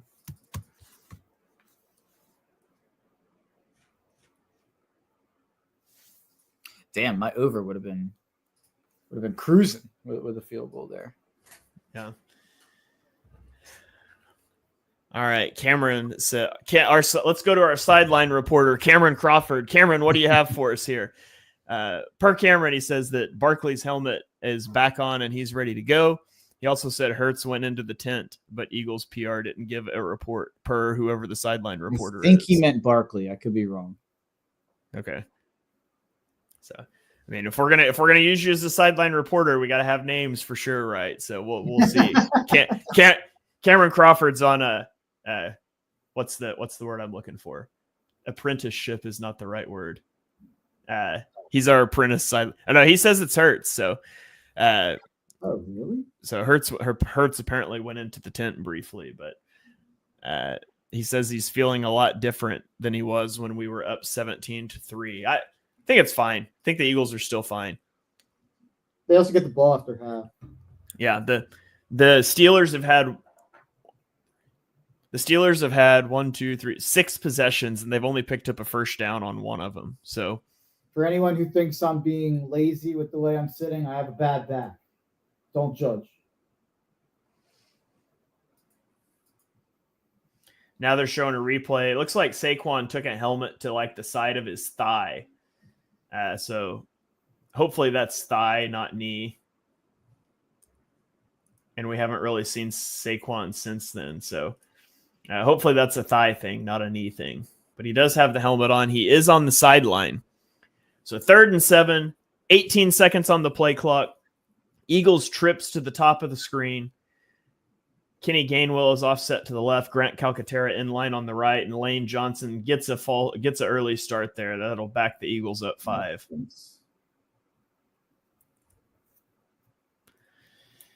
So that's going to bring it to a 3rd and 12. That still doesn't change the calculus for me with throwing the ball here. I'm still trying to go get a first down. Yeah, I agree. I don't even mind if you just throw a go ball to AJ Brown if nothing else is open. Yeah. You either throw a pick, make a completion, or get a flag, or incomplete and punt. Yeah. So same formation, trips to the top of the screen. Grant Calcaterra in line to the right. Steelers showing blitz. They bail out. Hurts has all day. He scrambles left. He gets sacked by TJ Watt, drifting back out of the pocket. That one's definitely not on Lane Johnson. And so the clock will continue to run. I don't know why the Steelers haven't taken their timeout. Looks like they chipped on Watt, and Hurts just drifted a little bit too far back there, to be honest. And he's kind of lucky not to fumble that ball because he only had one hand on it. So Wow. 4th and 24. That's pretty incredible that he didn't fumble that ball the way that they just showed in the slow-mo. Yeah. Wow. Watt definitely missed with the punch there. He's still connected with the ball with his arm, though. That's crazy. They're imploding. I mean, we got some comments here about Lane. 17, not 17. When you're an offensive lineman, you're dropping to a specific spot. Like you're trying to protect a specific spot that you're blind to. And if Hurts steps up there instead of flushing out the back, Watt doesn't have that angle. He'd have to go through Lane. He doesn't really go through Lane. So that's one. If Hurts steps up, Lane runs Watt around the horn, and you're fine. I really think I think Jeff Stoutland's going to be fine with what Lane Johnson did on that play. Yeah, I agree. So the Steelers were slow to call that timeout, and then they did take it, and not a very good punt, and it takes the Steelers bounce. And smart move there by the Eagles. Just kill that clock. I'd rather run off a few seconds and cost myself a couple yards, but bad punt by a guy that's been really good the last couple weeks in Braden Mann. The Steelers are going to start in Eagles territory with 1:17 left. I feel like I have no reference point for punting and if it's good or not. I feel like we always suck at punting. I feel like we sucked at punting until we got Mann, and I don't remember if that was last year or the year before, and he's been pretty good. So going to be at the 45-yard line. Steelers are in a must-pass situation here, and he's going to connect with Pat Freiermuth, and the ball's out, but it bounces right back to the Steelers. And that's the kind of day it's been today with those. Yeah. The Eagles fumbles have bounced right to the Steelers, and so have the Steelers fumbles. And they're going to go up tempo here as the clock ticks under a minute. And ball's out quick, and Freiermuth, don't touch him. Mistake there by Nakobe Dean. If a guy in a no huddle situation, if a guy goes to the ground making a catch, don't touch him until he's starting to get up. Just let that clock run. 45 seconds and running. Did the Steelers take their timeout late again? That feels crazy if so. Yeah, you got to be a lot quicker. Could that be an Eagles timeout once they were set? I don't know. Oh, they're reviewing if he caught it. He didn't catch it. Okay.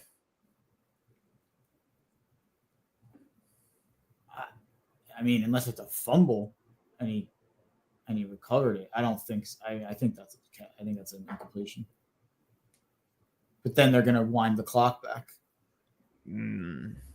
Yeah, I'd rather him catch that. Yeah.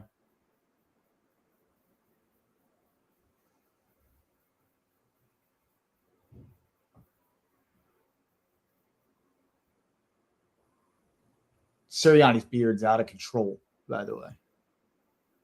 I think that's the wildest his beard's ever been.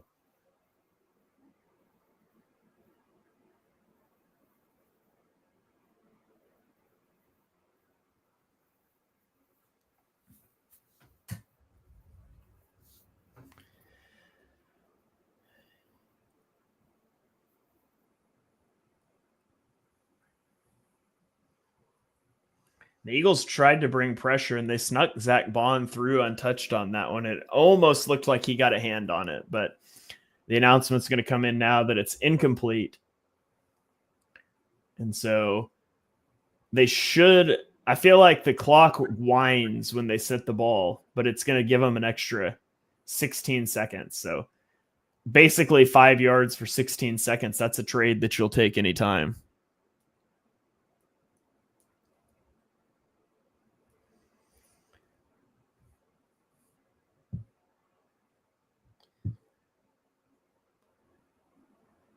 All right, so Fangio brought a pressure last time, and it partially leads to that incompletion. We'll see if they do it again. And the Steelers have no tight ends attached to the line, so you could get creative here. Eagles not showing pressure. And they do not bring pressure, but it gets home anyways. Nolan Smith off of the edge, sacks Russell Wilson, and the Steelers have got to take their time out there. And it looks like they do. So it's going to be a big third down with 47 seconds left. Nolan Smith beats Broderick Jones off of the edge. Broderick Jones is the right tackle, right? I think he is. Yes. just a bull rush. How does Nolan Smith bull rush Broderick Jones? Like, that doesn't even make sense. So that's a huge sack. It's going to be 3rd and 20. The Steelers do not have a timeout left. And if you're the Eagles here and like they complete like a 5-yard pass, I think I'd call a timeout and try to get the ball back. Save a little bit of time. They won't. They're going to be conservative, but it's what I would do. Yeah, they won't. So I wish. Steelers are. I would not play soft here, though. I don't want to give up 5 or 10 yards and let them get in field goal range. So I would definitely not be yielding that 5-yard completion. But Wilson drops back to pass, quick slant to Calvin Austin, and that's going to get him right into field goal range. So, see, I would call the timeout right now. 40 seconds left and the Eagles they're going to take the timeout. Oh, nice. Nice. I like that. So, yeah, I mean, if there's 15, 20 seconds, I'd make the kicker run out there and hurry up and do it. But 41 seconds, that's longer than the play clock. There's no rush. So the Eagles will take the timeout, and it looks like they will try to get, have a chance to do something after this field goal attempt.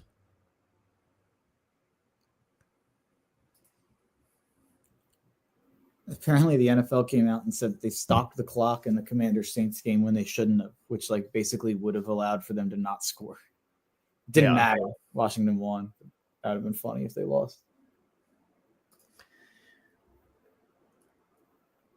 All right, so this is going to be a 49-yard field goal attempt for Chris Boswell, who's been very good this year, and the announcer's curse didn't happen earlier on Jake Elliott. Let's hope it works here on Chris Boswell. He did doink one in. Hopefully doinks one out. And the kick is up, and it is right down the middle. So it's going to be 13-17, 37 seconds left as the Eagles are going to receive the ball on the kickoff. They will have one timeout. This is not a good snap, not a clean snap and hold.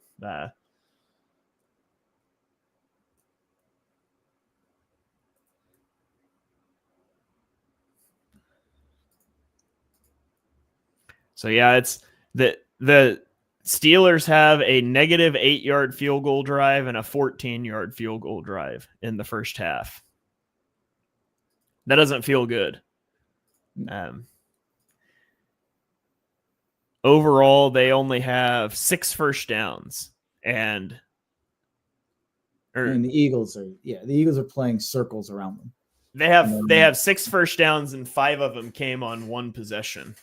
Yeah, it stinks. The Eagles are playing circles around them, only up 4. It's obviously you wish you were up more. When you're up 4, getting the ball at halftime. But I honestly do think I guess I don't know. I won't say that. I guess Detroit could lose today, and that could make the 1 seed really, really possible. But I almost think that how they look is more important than the result of the game. But I do think that the offense, the passing game, I think you have to be pretty enthused about how it's looked. The health of Saquon Barkley's leg is more important than anything else. I agree with that 100%. So Kenny Gainwell is going to get the return out to about the 35-yard line. There's going to be 28 seconds left. It'd be nice to get Jake Elliott a 50-plus yard field goal attempt that he can knock through here. What's up, Dogs? What's going on, guys? What's happening? How we doing? 23 touchdowns and 2 turnovers since the last 8 weeks for Jalen. Is that what that was? Since week 6? Well, what's sports media going to be talking about this week? Well, how the Eagles lost the game by tripling their yardage.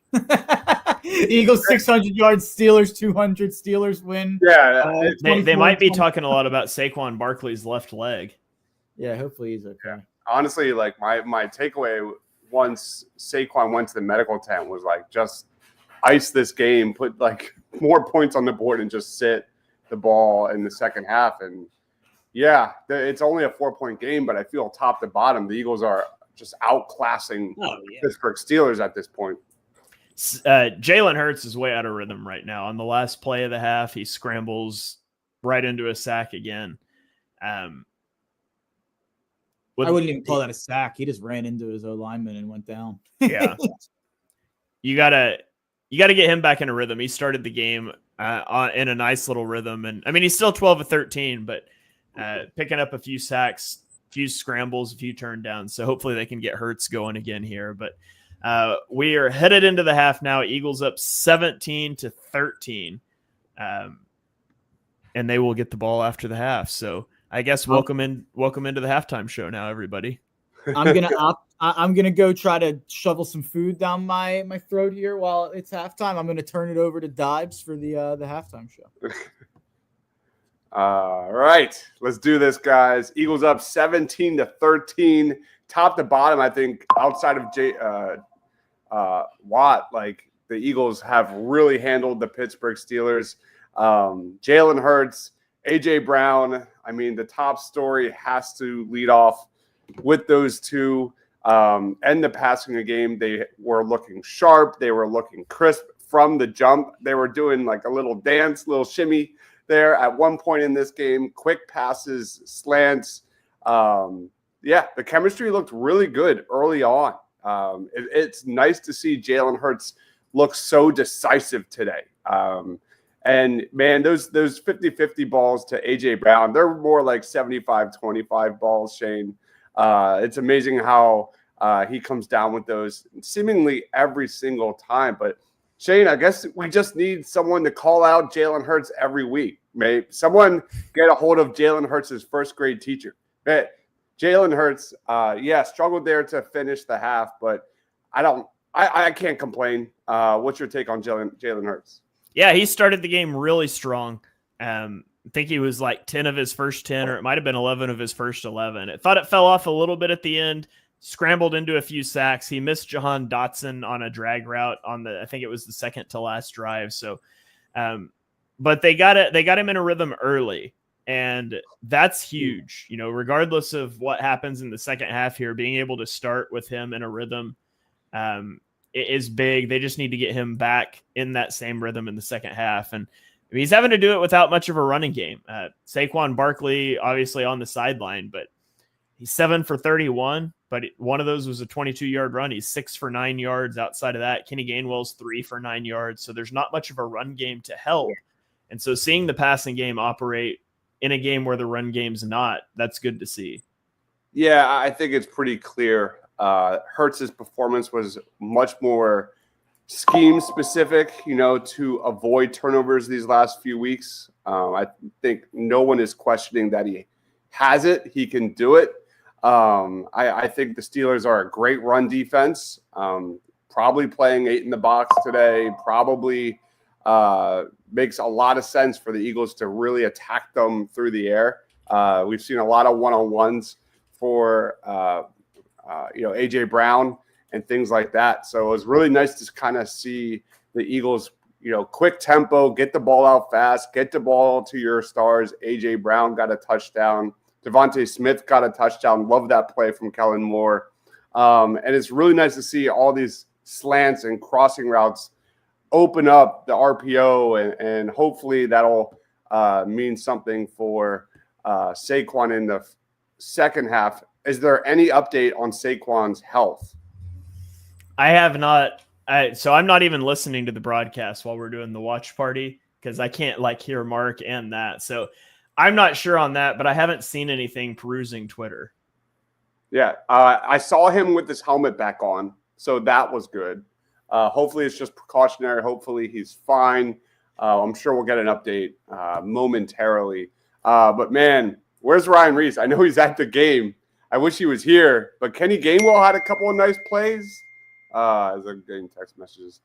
Kenny Gainwell had a nice spin move, had a nice catch down to the 2 or 3 yard line. Overall, really nice to see Jalen Hurts utilizing the running backs in the offense and the passing attack as well. Just top to bottom, solid from the passing attack. At one point, I'll get to the defense in a second.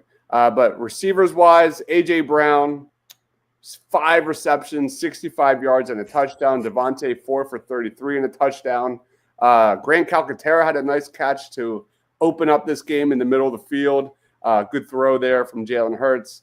Any thoughts on the receiving core? Yeah. It was a nice little stick nod route from Grant Calcaterra to open the game. It was nice to see them attack up the seam, and that's something they're going to have a chance to do because the Steelers play a lot of single high coverage, and so you can take those shots to the boundary.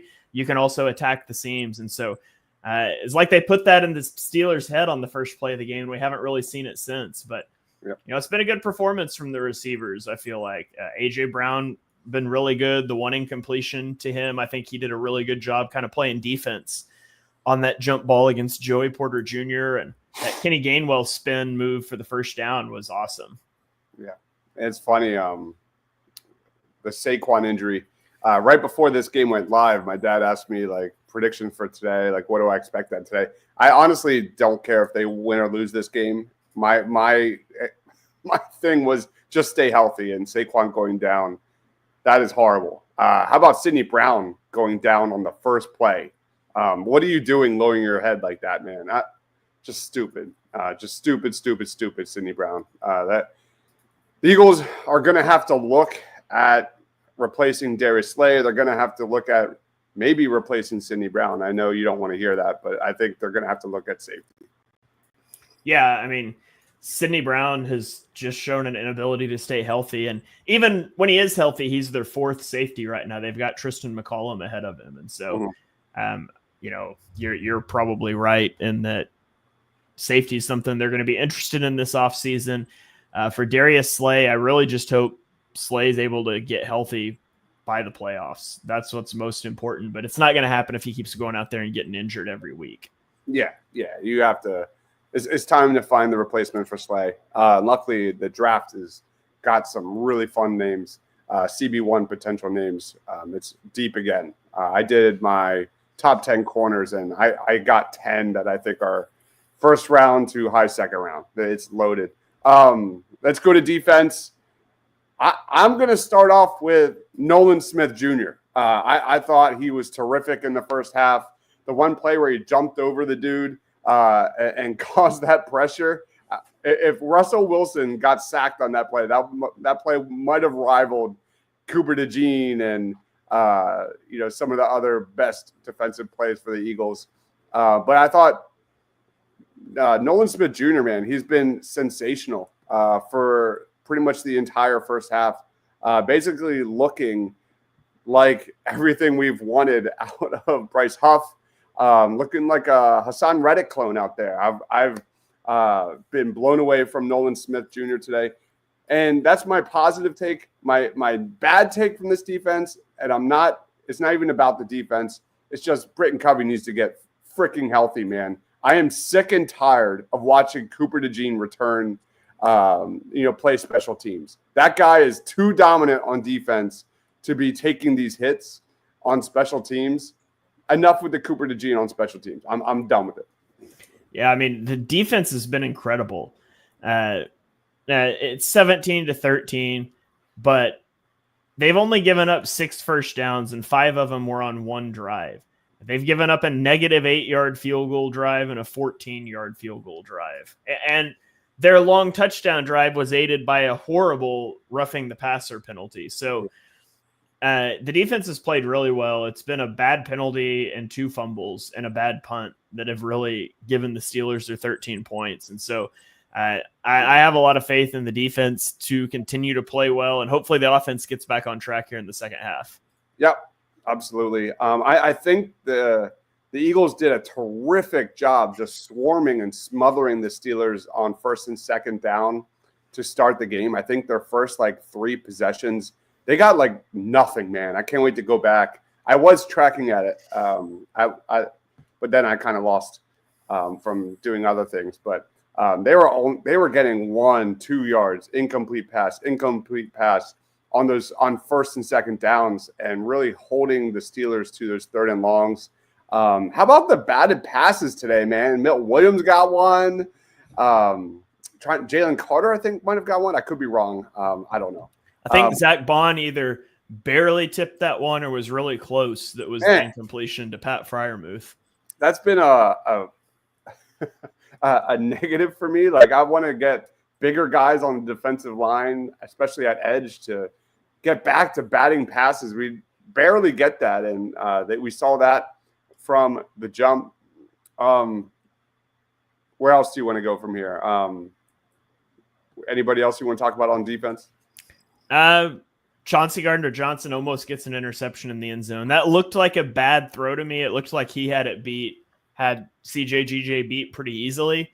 FCL 22 on that one. I don't know if there was a corner threatening the outside, but that was a good catch by Freiermuth. I thought Chauncey Gardner-Johnson probably could have knocked that away if he didn't go for the interception. But again, I mean, you want the ball that takes all the points off the board. So I don't fault him for that, but he flew around and he made a couple of big hits in this game as well. Defense playing well. They just need to continue to play well. And I think the defense will be fine. I think one observation, I thought the tackling has been very solid, at least initially. That was kind of an area where the Eagles have struggled somewhat in recent weeks. But I want to go up. What do the Steelers have on the ground? I don't feel like they have anything. As of right now, the Eagles only have one missed tackle in the game. So the Steelers have rushed 12 times for 34 yards, 2.8 yards per carry. Yeah, that's fantastic. If you can make this Steelers team one-dimensional, feeling pretty good about this second half. Just going down the line here. As good as the defense has been, Jalen Carter has 0 pressures right now. That's interesting. That's really interesting.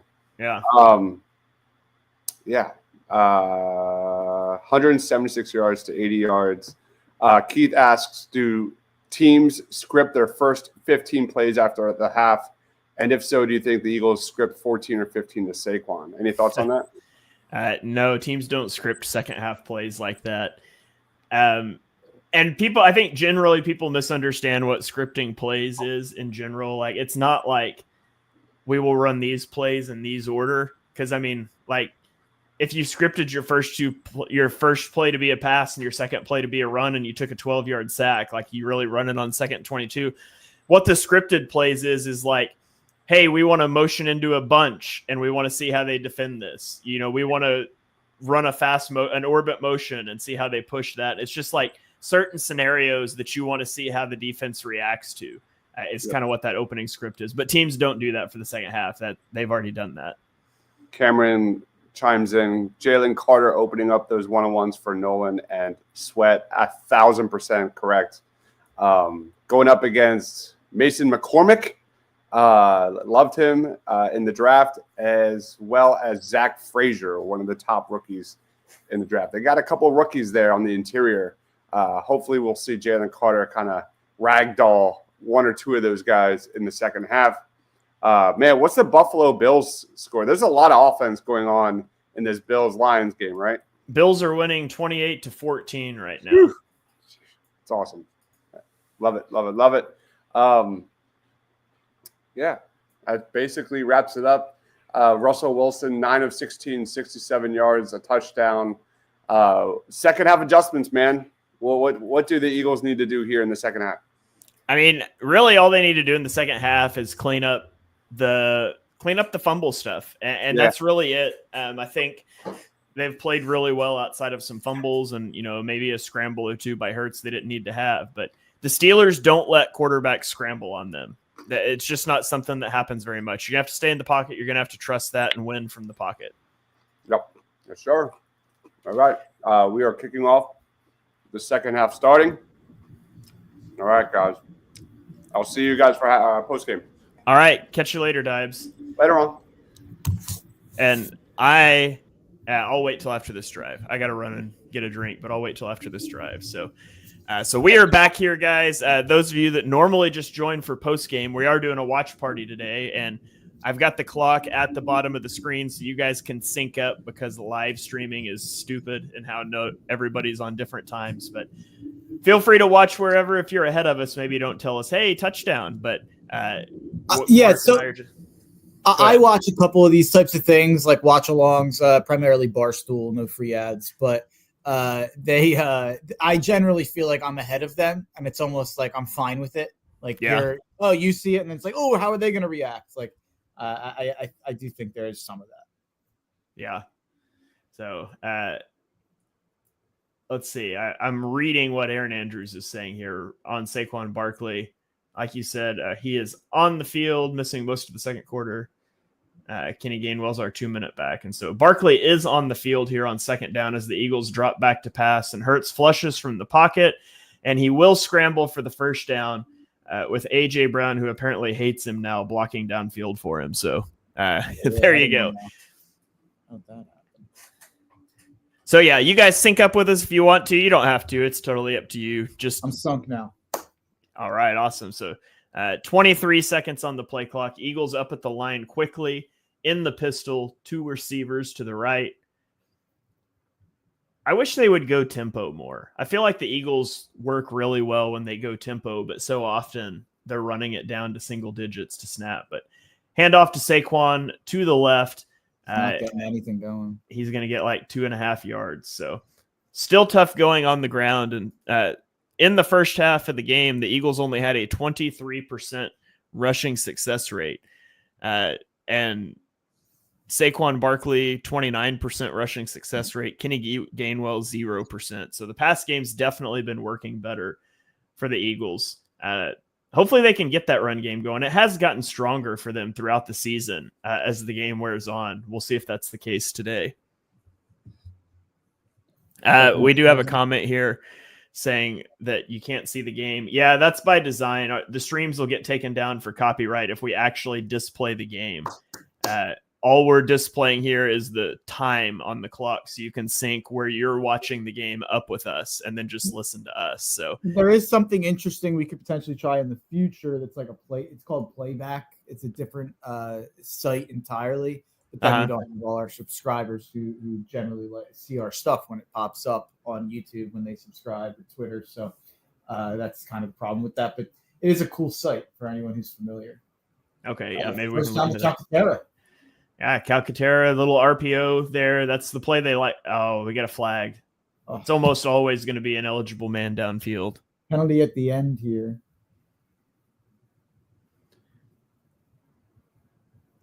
So yeah, if you are just joining here, pass interference. If you are just joining in, you got to watch the game, and then we're just kind of some commentary. And that's a terrible pass interference call. Brutal. So yeah, that's just a ridiculous call. That 2 horrific penalties in this game against the Eagles. I mean, Devontae Smith literally was jumping out of his way.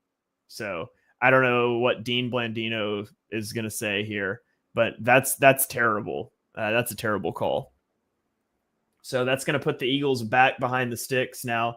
1st and 20 is a place you don't want to be as a running team, but the Eagles aren't a running team today. And so we'll see if they can get out of it. Motion Barkley out and drop back from empty. Good pocket. Hurts scrambles up to the right. And now we're going to get a throwaway and we're going to get a holding penalty. So the Steelers will have their pick of and 30 or 2nd and 20.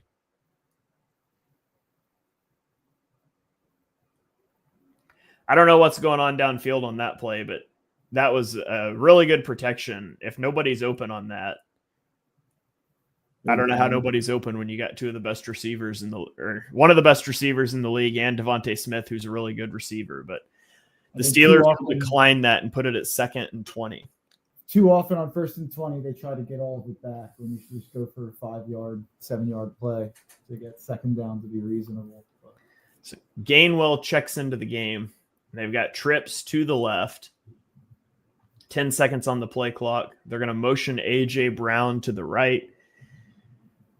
And I think they should have taken 1st and 30. Protection is good. Hurts scrambles out, and he finds Devontae Smith, and Devontae Smith gets the first down. Probably should have taken 1st and 30. Yeah, I think I would have declined it. It's an interesting one, though. Because at 1st and 30, you still need 10 yards of play. At 2nd and 20, you need 10 yards of play, but you get an extra play. I feel like I would decline it there, but if it was 2nd to 3rd, I'd agree with you. But I think giving them 2 chances, and they were already on the 40. I think they should have taken 1st and 30. Jalen read option, nothing. Yeah, nothing there on that. It looks like Hurts sort of slides down after the keeper. be I second love and how 10. Jalen got up there, to be honest with you. Mailata kind of had to like pull him up. Yeah. Ugh, I hate those plays so much. Dickerson in the tent, that sucks. Another question from Facebook. Yeah, we can't show the actual TV. The clock's just at the bottom so you guys can sync up. So I would recommend put the game on your TV and sync up with us, and then like just have your phone pulled up for our audio or something. But however you want to do it. Hurts drops back on 2nd and 10. He's going to find Devontae Smith, be about a 4-yard gain. Third and 5-ish. Man, Cameron says we're like almost a minute behind live now. I don't know. I'm live on YouTube. I keep checking it to make sure I didn't accidentally get behind, but I'm live. So we got a 3rd and 6. The ball is on the 35-yard line. The Eagles go empty. Devontae's protection is good. Devontae on the drag, but he's going to be hit at the catch point. It's going to be down at the 30-yard line. It's going to bring up like a 4th and 2.5. He's a little slow to get to Devontae there. I don't know. This is a situation where I would probably consider going for it. I would rather go for it than trot Jake Elliott out there for a 48-yard field goal, personally. I think if we felt confident about Jake Elliott, I think you kick this. But if you don't, you don't. Yeah. Really hoping that, if it's under 50. So it's under 50, so we should be good. He's only missed one of those on the season. Snap, the hold, the kick is up, and it's Jake. Good. Let's go, Jake. So now somebody just tell Jake Elliott that was actually 50 yards, so he's fixed. We have a comment that says, looks like Jake is fixed. Flag. Uh-oh. Flag? On who? Flag's Pittsburgh. almost always on the defense on field goals. They're talking to Nick, yeah. Yeah, it's almost always on the defense on field goals. Which is interesting. You like never get a holding on a field goal attempt. Personal foul, it's going to be... Is it on the leaping center? Did they do something to the center? Because I was going to say when they hiked it that they got through the middle really like fast. Yeah. So the rule on that is, I believe that you can leap the long snapper, but you can't touch him in the process. If you touch the center, yeah, right there, you hit the center. That's a flag every time. Yeah. I knew it looked weird right through the middle. It never looks like that. Yeah. You used to be able to do that. Now you can't make contact with the long snapper. He's basically not a blocker on the play. So that'll give the Eagles a first down, takes points off the board, and the Eagles will get a 1st and 10. No, you take that every time. Oh, absolutely. I'm not saying you shouldn't. That's going to move the Eagles all the way down into the red zone. So 1st and 10 at the 15-yard line. Split backfield. Devontae Smith's in the backfield again. Motions out to the right. And Hurts is going to keep it and throw the little triple option to Devontae Smith as the pitch man. He's only going to pick up about a yard. Jalen would have got more just running there. Yeah, probably. Eventually, you have to do something with that orbit motion, though. So, whatever. I have not loved that orbit motion. I like the idea of putting Devontae in the backfield, but I'd rather see him run routes out of the backfield. Put him on a Texas route or an option route against a linebacker out of the backfield. Yeah, absolutely. So 2nd and 9, 8 seconds on the play clock. Eagles motion to a trip set with Devontae Smith. Snap the ball. The Steelers bring pressure, and Hurts is flush to the left. There's a flag in the backfield, so none of it's going to matter as Hurts throws the ball out of the end zone. AJ was kind of there. I kind of wish he would have made a real throw on that. But it's not going to matter. Yeah. Cameron says back to the OPI. Blandino was saying that's Smith's responsibility to avoid contact.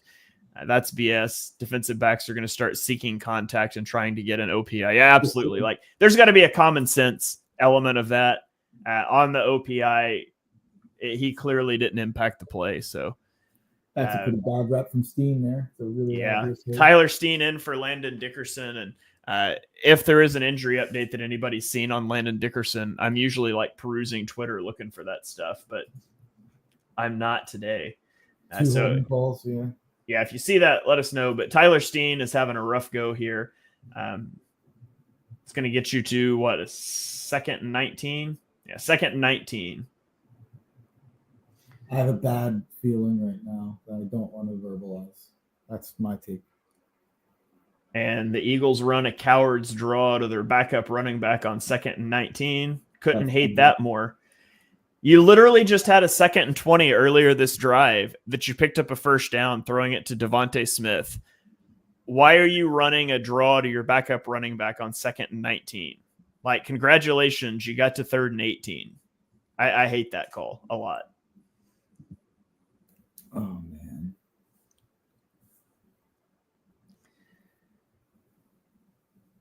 So 3rd and 18, 10 seconds on the play clock. Eagles are in a 2-by-2 formation here. And now you're going to drop back on 3rd and 18. Backpedaling, all the time in the world. You cannot take a sack, Jalen. He's out to the edge, and he's going to throw it to the end zone, and it's batted out of bounds. So, and again, I go back to that 2nd and 19. If you're willing to throw the ball in this situation, why would you run on 2nd and 19 to set up 3rd and 18?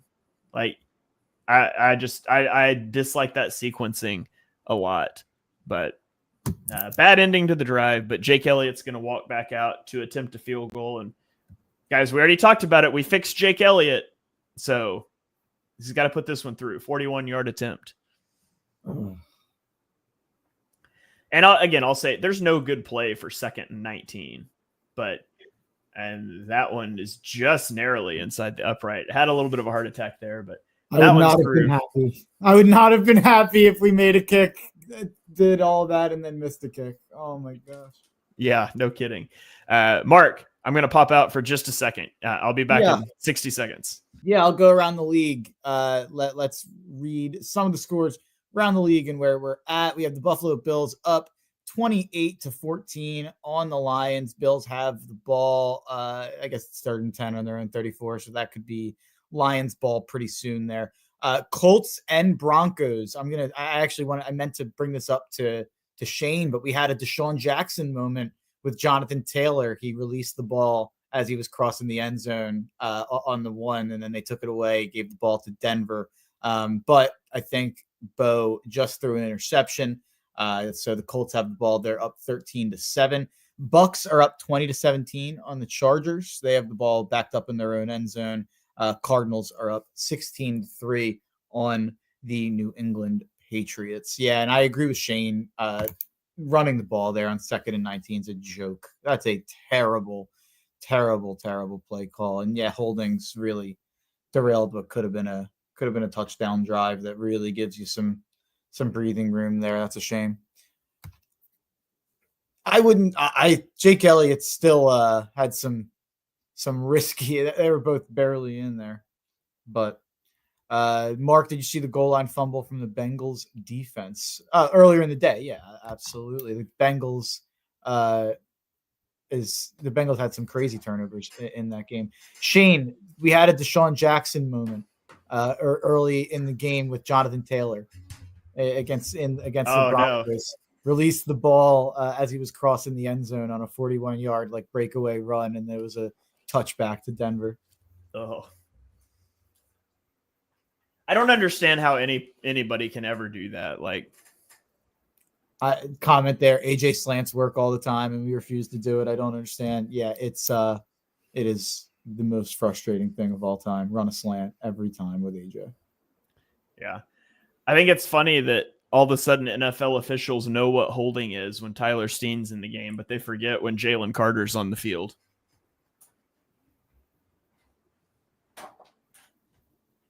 And that's the last negative comment I'll make about the officials until they do something stupid again in 5 minutes.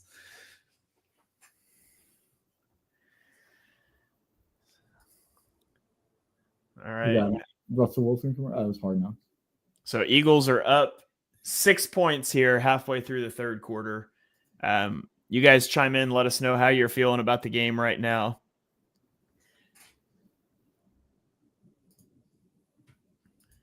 It's crazy how much time the Eagles can take off the clock. That was a 7-minute drive that went 47 yards. Yeah, they really do milk time better than anybody in the business. And I will say the one thing that frustrates me is we wasted to 1 second in times even where I don't even know if it's necessary or beneficial. Like I kind of hate the fact that we wasted to 1 second almost every play, because then you're just telling the defense when you're snapping it, they can just get a jump on it every time. If you snap it at 8 every once in a while, you could get guys not quite ready to go. So I hate that, but it works when you're trying to, salt the game away. Yeah. I think that's probably got a lot to do with Hurts' first year calling the protections and things, because a lot of times they're like hard counting once and then they're adjusting. But 13 seconds on the play clock here on 1st and 10 for the Steelers. And they haven't really sustained anything other than that one drive. They'll try to get going with a flea flicker here, and Russell Wilson targets deep downfield. That is an incredible catch. Yeah. Zach Bond turned and ran with, is that Calvin Austin? Yeah. He's running right with him. I guess shout out to Zach Bond for recognizing that and carrying that upfield, but that's an incredible catch by Calvin Austin to be able to come back and make that. So trick play here to start the second half for the Steelers, and they're going to be up around midfield. Yeah, I mean, they're going to have to pull those types of tricks out to get explosive plays. They haven't gotten them in the run game, and they haven't really been there. They don't have the guys to make them happen in the pass game, so you've got to make some plays happen like that. We were almost able to thwart it, but like pretty amazing catch there. 6-yard run by Warren. Nolan Smith has been feisty this whole game with guys on the O-line getting in fights and stuff after plays.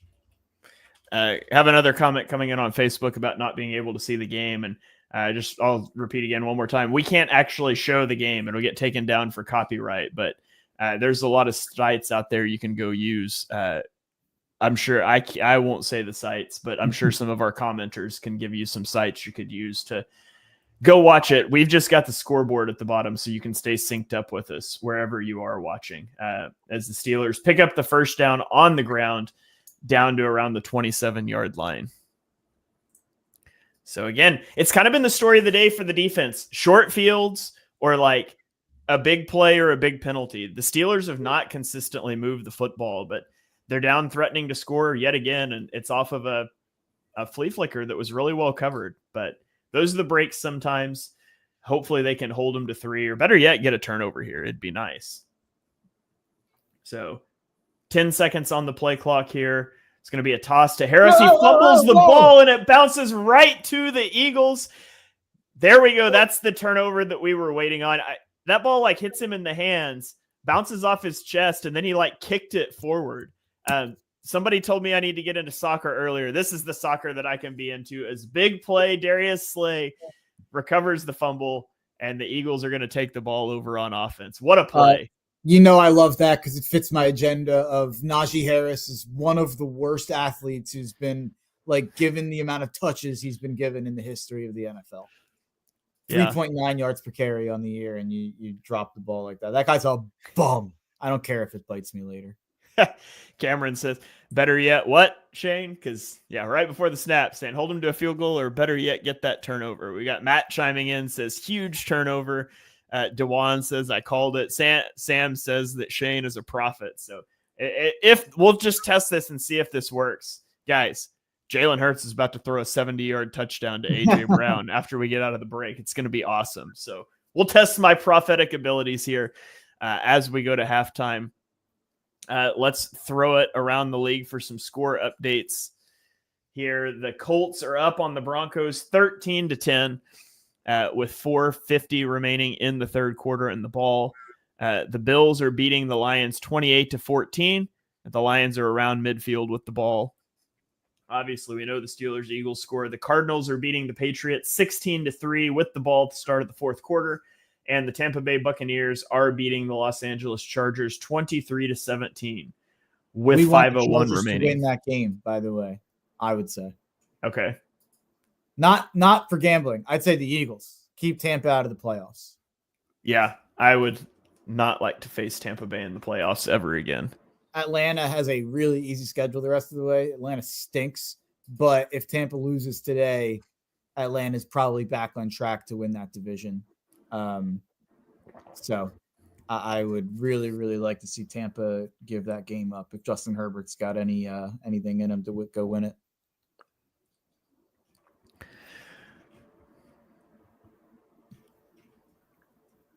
Lions have the ball around midfield, first down on their own 45, down 14. Wait, what? It just updated and said something completely different. The Eagles are down to a 17% rushing success rate now, Mark. Sheesh. Negative. The Lions had to play to midfield, but they actually had a face mask on it, so it's like all the way back at the 15 now. Wow. Did I call a commercial break halftime? Cameron's calling me out here, and I don't even remember what I said. I didn't notice. I said pregame, this game will be decided by turnovers. Not a big stretch there, but that's how Steelers games go. And the Steelers have been one of the best in the league at forcing the turnovers. And we're gonna get I'll switch us back to our zoomed in view here so we can get the scoreboard, but showing the replay, and yeah, just right through Najee Harris's hands and kicks it right over to the Eagles. So yeah, Cameron says we need a 2-score game here badly. And the Eagles driving for a touchdown here would be huge. Open up a little bit of breathing room in a game that it really feels like they've dominated. But Steelers are showing press coverage with a single high safety and a corner blitz on. And they bring pressure, but they bail out off the other side. And Hurts throws it to Johnny Wilson off of his hands for an incomplete pass. Those are the kind of plays you got to make if you're Johnny Wilson and you want to break into the roster here. And he's kind of struggled with drops, unfortunately, this season. I can't speak. I'm not allowed to say negative things about Johnny Wilson. That's in my contract here. But no, yeah, I mean, clearly he has not stepped into any sort of role. All right, 12 seconds on the play clock, 10 seconds on the play clock. Eagles have trips to the bottom of the screen, 4 strong with the running back out of the backfield. And it's going to be a pass. Looking at A.J. Brown all the way, and he throws it to him, and he's going to be run out of bounds after like 6 yards. That's a really weird route to run out of isolation. They were 4 strong to the bottom, and A.J. Brown just ran like a quick hitch. I don't know if that was some sort of alert that they were reading, but that's not generally what you would dial up if you were going to isolate a guy like that. It's weird. Maybe they wanted to get to third and manageable. I don't know. Yeah. I don't know if maybe they were trying to look for a deep ball there and they were just off, but 3rd and 5, you got a bunch at the top of the screen. The Steelers got everybody up on the line of scrimmage again. And they only rush 4. Hurts gets the ball out on time, in rhythm to Devontae Smith at the sticks for the first down. So that's what I love to see. Like, so many times I feel like the Eagles' quick game is pretty poor because they try to run Hank and spacing and these things. But I like more stuff like this. Like, you get Devontae Smith on the hitch route, but you had other routes if he wasn't open and move the chains. And so the Eagles are up to the line fast, but it looks like Hurts is changing the play out of pistol here. Jahan Dotson lined up as a tight end is interesting. And they give it to Barkley up the middle, makes a nice little cutback, and he's going to get 8 or 9 yards there. So that's his best run of the day. Well, minus the 22-yarder. Well, I would say that was like he ran straight into nobody. Like, what's his name was running out straight with him. There was such a hole there. I feel like Saquon created that play. Like, that play would have been a 1 or 2 yard gain for most running backs. Yeah. 2nd and 1. I would love just like a play action shot here. Like, don't do something stupid, a bubble screen, but play action, take a shot to A.J. Brown outside the numbers. They're not going to do it. Run a pin pull play to the left, and Barkley will get the first down, gets about 5 yards across midfield. They're grinding. I think they've grinded him away a little bit, and they've had to respect some things that they're doing in the passing game and make some adjustments to that. And now it's probably when you see the legs start churning for 26. Yeah. We've got a comment here from Ryan on Twitter asking if we think we'll see a game, especially in the playoffs, where the team runs and passes. He wants to see Hurts get 230 yards. I think we've had plenty have of a good run game too.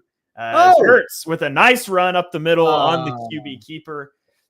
Designed run out of empty, I think it was. He could have kept running. Yeah.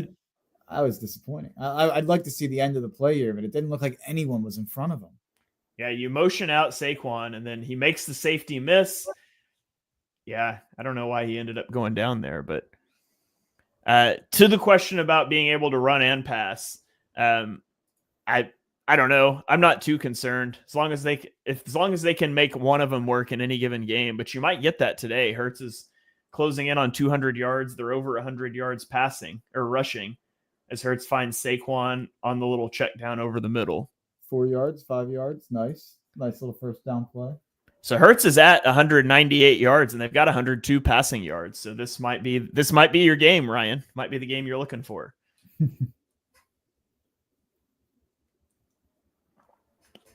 Eagles back on that happened against Green Bay for sure, right? Yeah. Eagles back on the ball, 15 seconds on the play clock. They're snapping the ball a lot quicker now. Saquon up the middle for the first down. Cameron says tempo is working great. And yeah, this is where I feel like the Eagles have that one drive in the third quarter every game where they start going tempo and it just unlocks everything.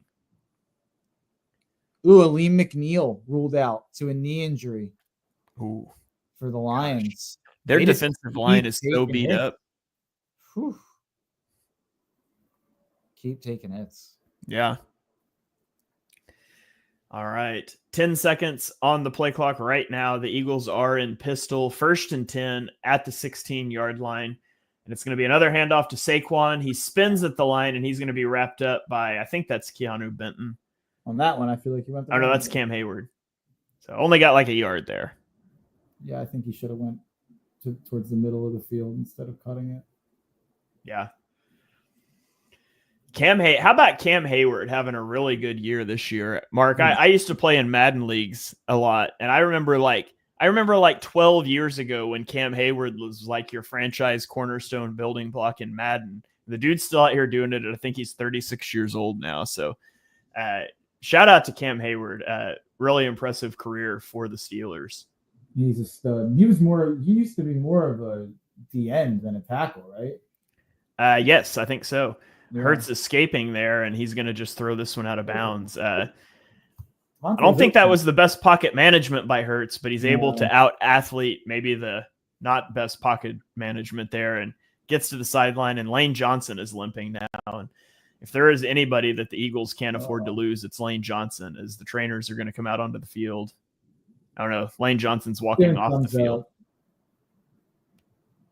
That's 50 on the Steelers went up to him and patted him in the chest. He's probably like, hey, man, you can stay out for a bit. Yeah. So already down Landon Dickerson. I'm curious what their offensive line configuration would be because Tyler Steen's already in at right guard. You put in a backup right tackle here. I guess it'd be, it'd be Fred Johnson. Duh. I had to explain to my son that the black Fred Johnson and the white Lane Johnson aren't brothers the other day, by the way. So he just assumes everybody with the same last name is related. But that's like, I call Derrick Henry my cousin. Yeah, I mean, you might as well. There's nobody with my last name that legitimately isn't related to me. So yeah, it's interesting. I have to think about that. So 3rd and 9 here. The Steelers showing a lot of pressure. You would assume they're going to bring it with backups on the offensive line. I wouldn't be surprised to see the Eagles run it, but they don't. They're going to throw it out quick to Gainwell. Gainwell shoots through 2 guys, and he's down to the 1-yard line. What a play by Kenny Gainwell. And I mean, that was a give-up play by the Eagles. You're just going to check the ball out to the flat real quick. You don't want to try to rush behind, or, you don't want to try to drop back behind Fred Johnson maybe. And Kenny Gainwell shoots the gap between Joey Porter Jr. and I think it was that Devin White? Anyways, he shoots the gap there and gets all the way down to the 1-yard line. Please, Tush push. And you're going to have to wait until the 4th quarter, Mark. Oh, my God. You might as well take a seat and settle down. Throw your 4s up, everybody. We are going to the 4th quarter. The Eagles with a 6-point lead right now. Mark is too anxious. He's off screen here. And so while he's gone, it's a massive gambling swing for your boy here, folks. The Bills are now up 35-14 on the Lions. The Cardinals up 23-3 on the Patriots. Buccaneers up 30-17 on the Chargers. So a little bit of a look around the league. Let's check in on this Bills-Lions game.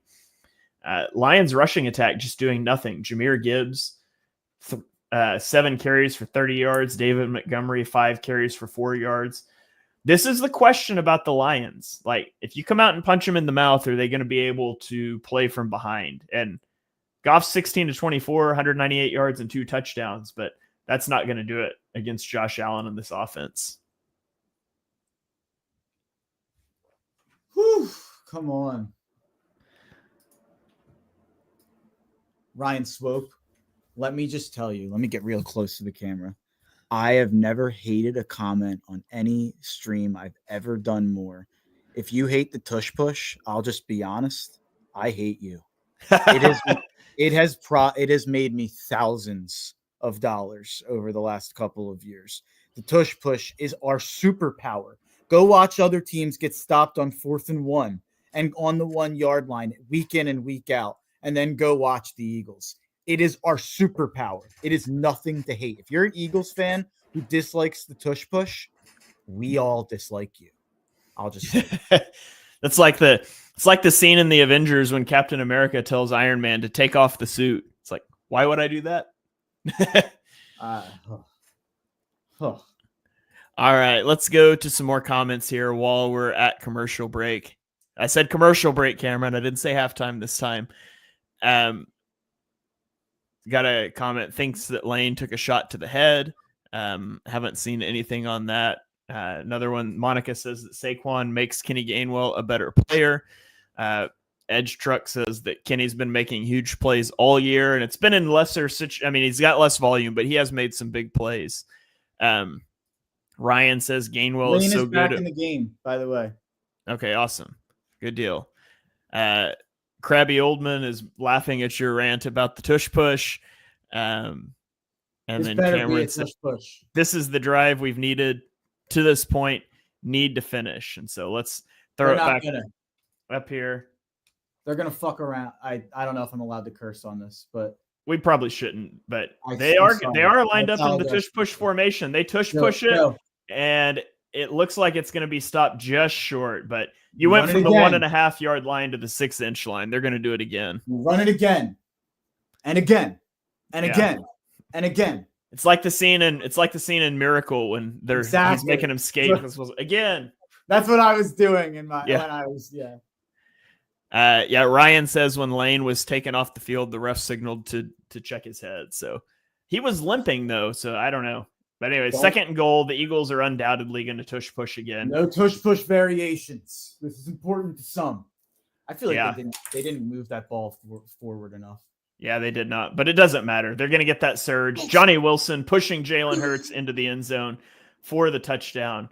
Jalen Hurts anytime touchdown's the best bet in sports. They keep making it -105, -110. It's a joke. It's hit 10 times this year. It's a joke. Got a comment from Kai Gelia, is maybe how you say that on YouTube. Love the picture of the cat, by the way. Says, as someone who played rugby, the tush push is a wonderful play. I wonder if Jordan Mailata designed this, by the way. No, I think it was before he was even started. No, he was no, that's way off. No, but the Mailata thing, they asked him about it after one of the times that people were really angry about it when it first started being a topic. And they were like, do you think it's a rugby scrum? Like, because people don't think it's a football play. He's like, it's actually disrespectful to both sports. Disrespectful to football and the rugby. Like, he went on this like long rant about how that's not rugby at all. Like, rugby's this game that people think rugby's just people bashing each other's heads in, but there's strategy. And like, he like went on this like long rant about how it's disrespectful to call it a rugby scrum. It's really cool.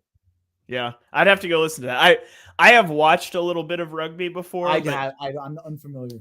I don't understand it. Like, I've watched a little bit of it, and I'm like, it's cool when they're running in the open field and pitching the ball, but then they get into like the scrums, and I'm like, I don't understand what's happening now. So I would have to learn some more about it, but it'd be interesting to go listen to that. Cameron says he loves that accent mark. Wonders if we can get a little bit more of that. I don't know. That might have been. I don't know. It might not be allowed. Yeah. Shake says tush push is nothing like rugby. Krabby Oldman also said was saying Mailata said that. So someone said with the hat on, Sirianni looks like the kid from Elf. I love that. That's great. That's great. As someone who wears beanies a lot, I can appreciate it. Yeah. I'm currently wearing a beanie, but. TD touchdown Lions to Amon-Ra St. Brown on a 3rd and 17. We've got a few people calling that one out. So that's going to make it a 35-21 game pending the extra point. with a Gosh, little dude. under 2 minutes left in the third quarter. So that game is not over, folks. Not over. 76-yard touchdown. Oh, yeah. Cameron says there was a lot of sarcasm on that accent comment, by the way. So yeah, I don't know if that's allowed on these streams. It's disrespectful to Johnny Page, who I respect, even though that's a different. He's not accent, Johnny's not Australian. No, but I think doing any accents from the European / Australia, I feel like bad accents. If you do a bad English accent and a bad Australian accent, you end up at the same place. You know what I mean? I feel like you're saying mate. There's certain words that go both ways, and I'm bad at both. So yeah, I can't do accents at all. No, I can't even try them. It's bad. Can't do accents, and I can't sing. So Eagles do kick the extra point there to go up 14. There's somebody who mentioned maybe you go for 2 to try to push that out to 15. I like just kicking the extra point there. The Steelers have not proven they can drive the field yet this game. That's just, I'm all for just going up 2 touchdowns. Cameron said your accent sounded more like Johnny than Mylotta either. So I'm looking at the Lions schedule. You have the Bears, Niners, Vikings. I think the Bears and Niners are cooked. So I think you probably are going to need them to lose that Vikings game. Yeah. That's week 18 too, right? Yeah. Yeah. I love how the league set up the new kickoff rules to incentivize kick returns, and the Eagles are just like, screw it. Our punter is going to kick it out of the end zone every week anyways. Yeah. It is a nice advantage. I feel like we have better starting field position than most. Yeah. In terms of opposing. All right. So Steelers have 1 touchdown drive on the day. They now trail by 2 touchdowns with 14-17 left in the game. We are at 15 seconds on the play clock on 1st and 10. The Steelers are in empty quads to the bottom of the screen. And now they're going to motion tight end in. Throw to the isolated receiver on the slant against Quinyon Mitchell. He's going to be down right at the first down marker. I think they're going to give it to him. Wow, I'm sorry that I entered such a zone when it got to tush push territory. But that happens like when I'm not on a stream. My wife is sitting with me watching a game, and I get up and get into tush push motion when we get there. That's like if anyone follows me on Twitter, you see that I break down my bets. I usually have like about 10 on an NFL Sunday with units, and there's 1 unit plays all the way up to 6 unit plays. And Jalen Hurts touchdowns a 6 unit play every week. So that's a 12 unit swing on how my gambling week went. So that's we're starting to think we weren't going to get one heading into the late third quarter. So always nice. Yeah, Cameron says we need a Jalen Carter takeover now. That'd be nice. I'd like to see Jalen Carter get a sack. He's been pretty quiet today. Yeah, he's been quiet. I feel like he's made some nice plays in the run game. Yeah. I don't know. I haven't looked at the box score. He made the 1 play for sure, and that was nice in the run game because we talked about Fletch early in the game. But nothing in the pass game so far. As they run it up the middle, they're going to get pushed to the first down there. Although I'd have to go look at some of the sacks that. Sorry, I thought you were. I'd have to go look at some of the sacks that Russ took and see if there was any pressure kind of up the middle, which helped the edge. I think he's only been sacked twice, right? It was Josh Sweat on a play where Nolan Smith won, and then it was Nolan Smith. I don't think interior pressure had much to do with either of those, if I recall correctly. But Steelers in I formation on 1st and 10, balls around the middle of the field. Play clock's running low here as they're checking plays. And they're going to toss it to the right, and good blocking there to get to the edge and out of bounds after like 5-6 yards. So Cordero Patterson getting the running game going here for the Steelers. Najee Harris has had a really poor day. 6 carries, 14 yards. Jalen Warren, 4 carries for 12 yards. And now Cordero Patterson has 2 carries for double-digit yards, but there is a penalty flag down. I'm not sure what that one is because they're just zoomed in on cleats on the broadcast. Personal foul, tripping. on Zach Frazier. That's a guy that I really like coming out of the draft. So that's going to back him up. That'll make it about a 2nd and 15-ish, 2nd and 20, depending on where that flag flew.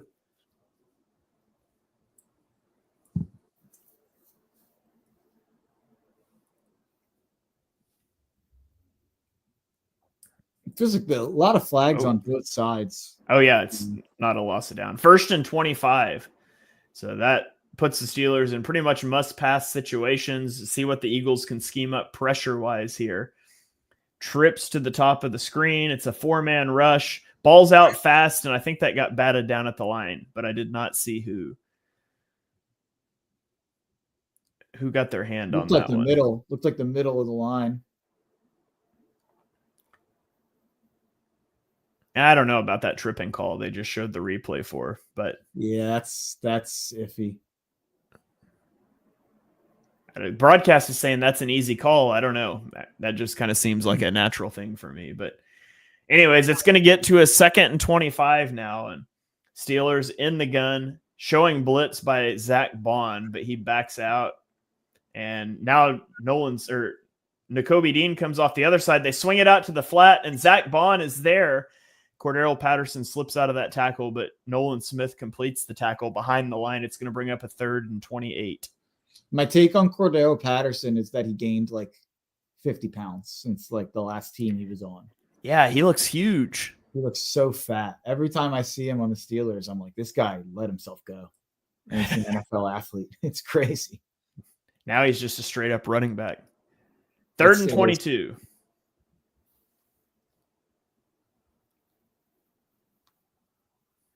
The Steelers are in empty. Eagles just rush 4. And it's going to be a dig route over the middle that's completed. Quinyon Mitchell with the tackle. It's going to be about 8 yards short of the sticks. I would imagine the Steelers are going for this, though. It's got to be 4-down territory. No, they trot out their punter. This is a bad decision by Mike Tomlin. You trail by 2 scores with under 11 minutes left, and you're punting the ball on a 4th and 7. Like, this is just, unless they're running some sort of fake here, this is just throwing the game away. Although I guess one of their biggest plays of the day did come on a muffed punt. But they do kick it away, and Cooper DeJean just clears him out. That ball is going to roll down and die about the 6-yard line. Again, I just think that's a really bad decision by Mike Tomlin. Yeah, 10 minutes left. I don't know. What was it again? 4th and what? 4th and 7. Yeah, you probably have to go for it. Yeah, I mean, you're down 2 scores with 10 minutes left. There is a flag on the field. But yeah, like, you just absolutely have to go. Oh, and they're going to get Jalen Carter for hands to the face. And that is going to give them the 1st down. Shoot. Their biggest plays come on punts. I guess Mike Tomlin's out here playing chess. We're just playing checkers. Ryan says that Cordero Patterson's not Eddie Lacy fat, though. No, absolutely not. Jalen Carter's just tired of getting held every game, all game long.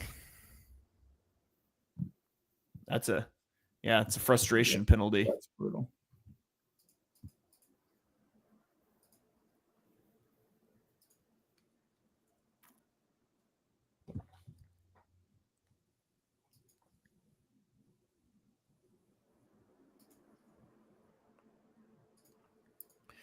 All right, well, let's throw it over to the scoreboard again while we're at commercial break here.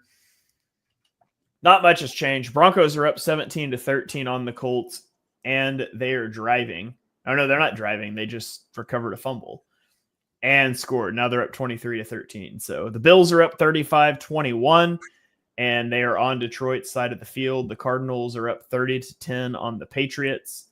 The Buccaneers up 36-17 on the Chargers. So you can book a Buccaneers Cardinals victory, and we'll keep an eye on the other two throughout the rest of the afternoon. So what's the situation now? Where's the ball? Be a 15-yard penalty, so it's going to be a 1st down. Should put the ball It was at the Philly 46. That's going to put it down to the 31 yard line. Or something like that. My ESPN app is like not figuring out what happened. It's like it like thinks we have the ball still. Yeah. Sam says this is a Tomlin special teams legacy game. I bet their biggest EPA plays of the day are probably both punts, a flag and a fumble. Bucks just made it a 3-score game, apparently. Yeah. Wow, that got out of hand fast. Yeah.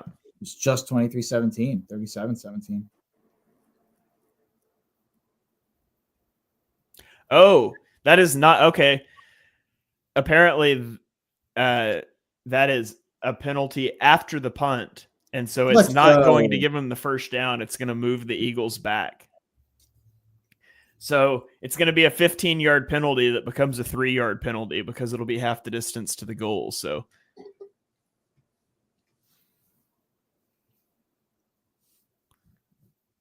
that's a huge swing for the Eagles.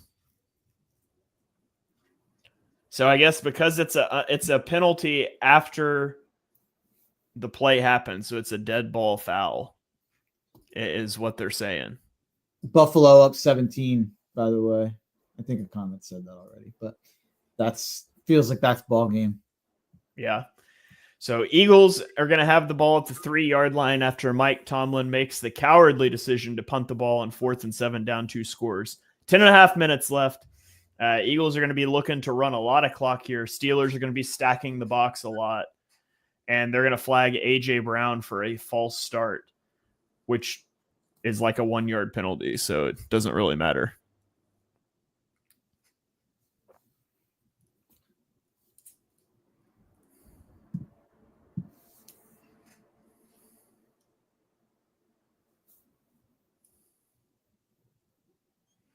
For anyone who's out there looking for any gambling advice on the Sunday night game, I'm big on the Packers -2.5 at Seattle. Think they win that game handily. Eagles drop back to pass out of their end zone, try to throw the back shoulder ball to A.J. Brown, and Joey Porter Jr. has great coverage on that play. I don't hate that because there's always the chance you get that penalty, but it does stop the clock. 2nd and 11 here. Wouldn't be surprised to see the Eagles running the ball here to try to get out of the shadow of their own end zone. So the Steelers are going to show 2 high safeties. That does give you a little bit of a run look. Safety or slot blitz. They hand it off to Saquon, and he's going to get 5 yards, get him away from the shadow of the goal line. 3rd and 5. Just take some time off here, more important than anything. Yeah, you need to take some time off. You need to be able to set up a good punt if you don't get the first down. So 3rd and 6, there are 20 seconds left on the play clock if you're trying to sync up with us here. 17 seconds on 3rd and 6. The Eagles come out and empty. Saquon is on the field at the top hash. They're going to motion him out. And it is going to be a drop back. They throw the slant route to A.J. Brown, and he's going to pick up the first down and more down across the 25-yard line. How do you stop it? You don't. It's really tough to stop. He gets the best of Joey Porter Jr. throwing the foot fire to the outside. That's a great job by A.J. Brown to separate. That's an ugly rep for there. Yeah. For Porter. Whew. Yeah, Joey Porter Jr. wants to play physical, but he also wants to force A.J. Brown to the outside. And when A.J. Brown's able to get hands on him and shed to the inside like that, that slant's just going to be automatic. And so I bet we see a heavy dose of running now. The Eagles hand it off on first down. Saquon's going to get about 4 yards before he's stood up. And that clock will continue to run. Got a comment here. The list of unstoppable Eagles plays. 1, the tush push. 2, A.J. Brown slants. Yeah, absolutely. Cameron's asked about Nick trying to kill Jalen Carter on the sideline and Dom separating them. I did sort of see that, but it's hard to tell what's going on. I see comments and tweets about it. I didn't see it. Yeah, as he should. That's a stupid penalty that nobody should be making. So I don't blame Sirianni for being hot. And busted play. Hurts flips that out to Saquon. What a weird play. The Eagles. Saquon, hell of a way to get 3 or 4 yards. That was like, yeah. So they tried to run it looks like they tried to run it to look like an RPO, but it was really like the fake bubble screen to take the shot downfield. It just wasn't open. And so Hurts goes to scramble and ends up flipping it to Saquon. A heads up play. That's kind of playing with fire, but gets you to a 3rd and 2 as the clock continues to tick under 8 minutes now. 13 seconds on the play clock. The Eagles are out here in pistol. You'd love to pick up the first down and keep this clock running. And they are going to hand it to Saquon running to the left, sticks his foot in the ground and cuts upfield. And that's another first down. And that guy's hurt. Yeah. Corner or safety that came in and made that tackle immediately grabbed at his shoulder. Saquon seems just fine, but man, that was a collision. Yeah. Ooh, that was a little more helmet to helmet than it looked like initially. Yeah. I thought it was more shoulder to shoulder, to be honest. He's up and jogging off the field though. He was grabbing at his shoulder, but I didn't see the helmet contact live, but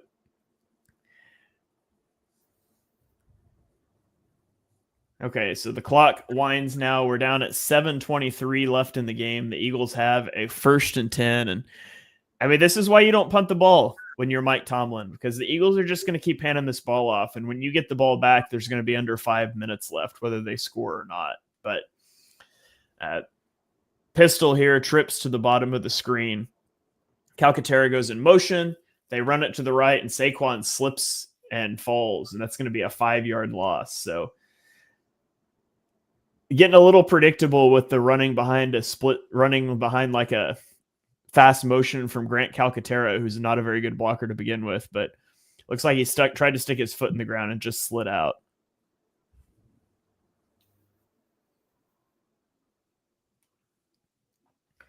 All right, 2nd and 14.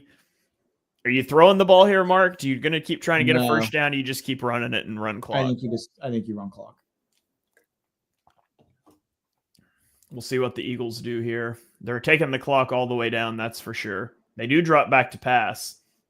Great protection. Hurts has all day directing traffic, finds Devontae Smith, and he's across the 40-yard line for the first down.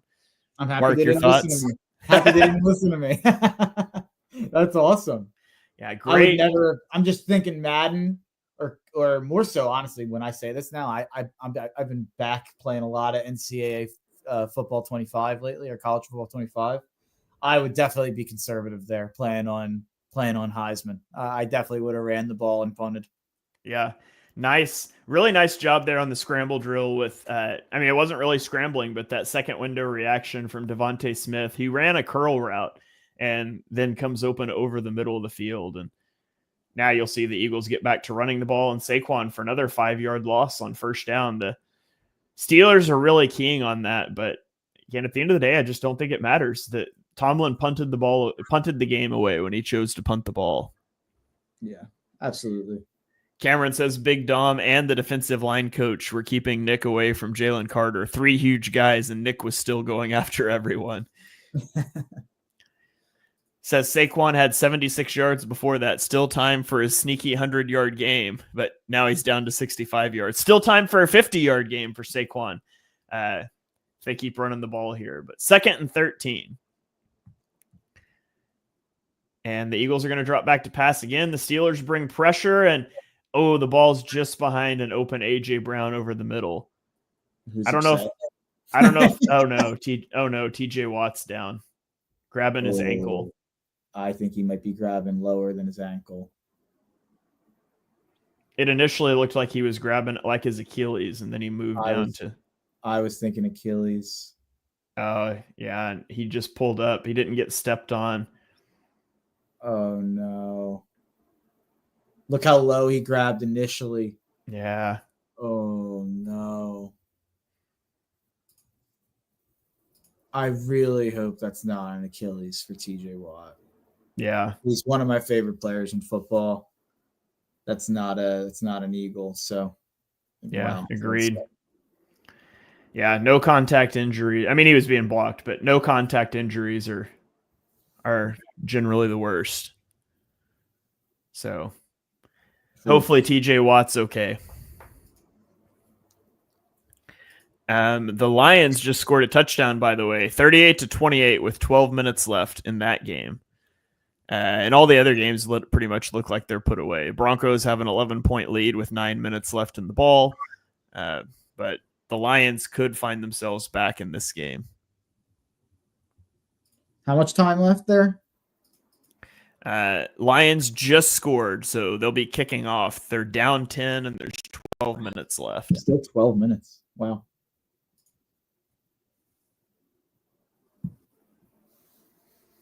Yeah, I got a comment here from Alante. Hate that for the Steelers. I was hoping they would prove people wrong and win a couple of playoff games. Yeah, absolutely. One of my best friends is a Steelers fan, and I was hoping they would be able to make a run this year too. And not to say that they can't, but TJ Watt, if he's indeed like seriously injured, that would be a huge loss for them. I'm looking Twitter to see if there's anything.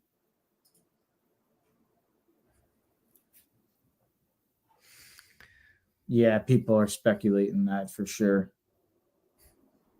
That it's Achilles.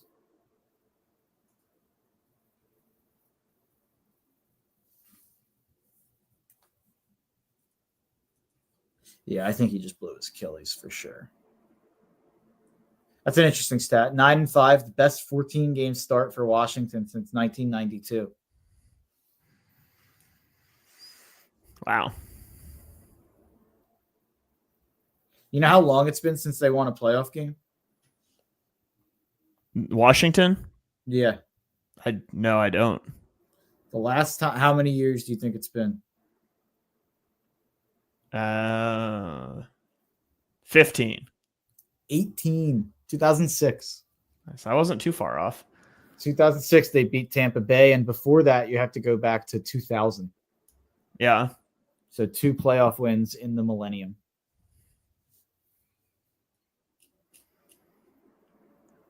All right. Looks like they're working on his foot. I actually feel like that's maybe a good sign that there's only one guy right there. Yeah. Hopefully it's just like an ankle sprain, something with his ankle. Even like a broken foot if he got stepped on or something. Yeah, he didn't get stepped on though. He was just turning the corner when he pulled up. But yeah, I felt like that was encouraging. Yeah. Yeah. TJ didn't look super upset, so maybe he's fine. It'd be like a 60-yarder from here. And Devontae Smith is going to be just short of the first down, but I would imagine the Eagles are going to tush push this. 3rd and 13, they go empty, find Devontae Smith. I would definitely go for the tush push here. Yeah, you're already up 2 scores. You could potentially take the rest of the clock. Yeah, which again is why you don't punt the ball on 4th and 7. Down 2 scores. Which again is also why the tush push is a superpower. Yeah, if it works. But. Also, I love how the Steelers are like blatantly lined up offsides right here. Yep. They're not going to snap it. I would 100% go for that. I'm really surprised they're not going for it. So the Eagles will call the timeout. Interesting. Maybe you take a field goal to get Jake's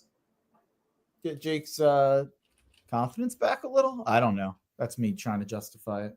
Yeah, I'd go for it. Me too. No doubt. It is probably worth taking the timeout and trying to get him to jump, even if you are going to go for it. Yeah.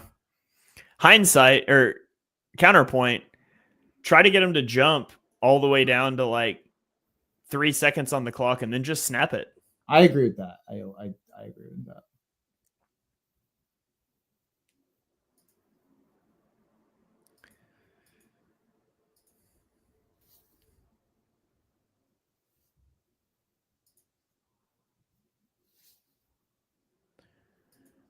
By the way, I'm looking up here, but apparently the analytics say that the Steelers should have went for it. Not that we needed it to tell us that, but yeah, they could have swung their win probability from 2% to 3% if they went for it, and all the way up to 4% if they succeeded.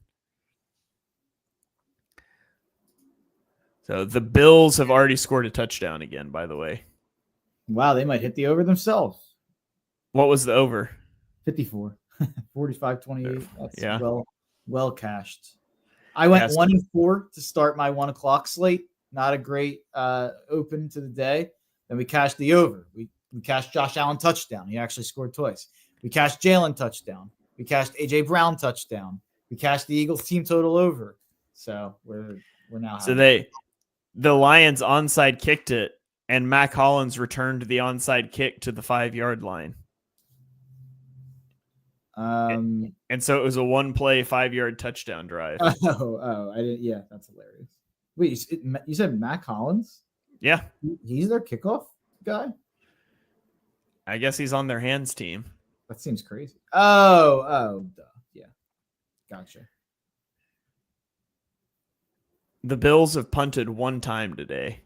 They have a missed field goal, an end of half drive, and 1 punt. They've scored every other possession.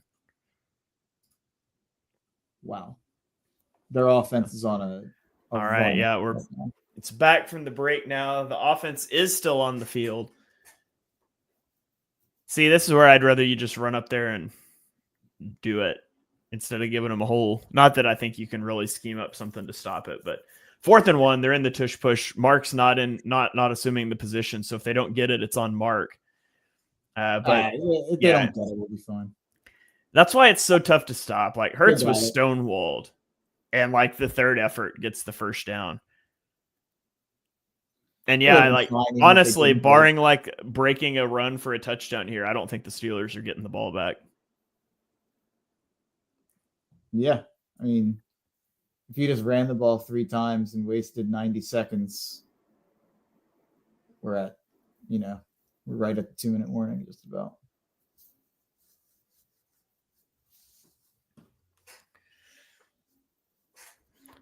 All right, Eagles in the pistol. Jumbo personnel on the field. Looks like they might have an extra tackle out there. They're going to run a power play to the right. Saquon gets maybe 3 yards. There is a flag on the field. It's almost always on the offense. Also, just saying, I'd love to not have Saquon on the field right now. Yeah, I mean, he's hobbling. You're up 2 scores with 3 minutes left. Like, I don't think it's critical that Saquon be in the game, and especially since he's limping now. You can conceivably get Saquon some rest in the coming weeks, although not next week because you play Washington, and that's a big one. But I would love to see them get Saquon off the field here. So worst thing about that penalty is that it's going to stop the clock. It moves the Eagles back 10 yards. You got a 1st and 20 from the 38-yard line. They're going to give it to Saquon again to the right. He's tackled at the line of scrimmage, no gain, but the clock will continue to roll. And the Eagles looked like they had an offensive lineman down there, but instead of talking about that, the broadcast is going to a playoff picture now. It's unbelievable how bad broadcasts are. Yeah, I mean, especially this one. It's a good thing we didn't have to listen to it, but I'm sure Brady was brutal. Yeah. Bills moved to 11-3. Steelers moved to 10-4. Looks like it was Mekhi Becton is limping off the field now. And they're going to show a replay. Looks like, yeah, his ankle kind of got pinned by Alex Highsmith. Looks like the toe didn't catch, though, so generally speaking, he's more likely to be okay there, but just limping around. Yeah, it looks like it looks like he told Stoutland I'm all right. Yeah. So, all right. Unfortunately, that one also stops the clock.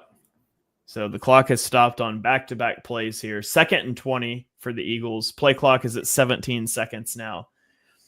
Eagles break the huddle. We'll see if they throw the ball again.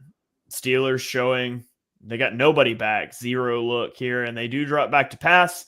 Ball goes out to AJ Brown, and he breaks back towards the sideline, and he gets the first down and fumbles the ball, but Devontae Smith is right there to recover it, it looks like. And what the heck? That was so weird. hopefully AJ Brown's being dramatic, but he's also on the ground. Oh my God. What a disaster. Eagles recover the fumble. AJ Brown is kneeling on the sideline. He looks like he's in pain. He's up and walking now, limping, favoring that left knee. I would imagine he's okay. Oh, it pinned. Yeah, they caught his feet when the tackle happened. Oh my God. Please, AJ Brown, be okay. Get everyone off the field. I'm like, there's been like 4 scary injuries in the last hour. I'm not a fan of the whole hip drop tackle thing. But that's the textbook definition of a hip drop tackle that just didn't get flagged. Like, it had all of the elements. He grabbed onto the waist. He left the ground. He swung his feet around. He trapped the ankle. Like, that's exactly the play that they were talking about getting out of here. The broadcast is talking about right now that they haven't had a single one of those flagged this season. Yeah, what's the point? Like, whatever. Yeah. Make it such a big deal about it. Yeah. And again, I think a lot of the things people complain about with those is just football. Like, but if you're going to try to legislate it, that one's the exact example of what you're trying to get out of the game. So I think it's mostly an unfortunate thing. I don't think that's happening with a dirty intent hardly ever. I think that's just an unfortunate thing that happens when you're a defensive back trying to chase a guy down from behind, honestly. But Brown's up and walking around. I'm sure he's fine. He won't see the field again for the rest of the day. So hopefully the Eagles avoid a big scare there. He better not see the field. He's walking out there with his helmet now. And he's putting his helmet on. Somebody get that guy's helmet. Let's go. Now he's cracking jokes with Devontae Smith. So I think he's good. But it's going to be a 3rd and 1 when we come back. This last couple of minutes is taking forever. Goodness, the clock stopped after every play.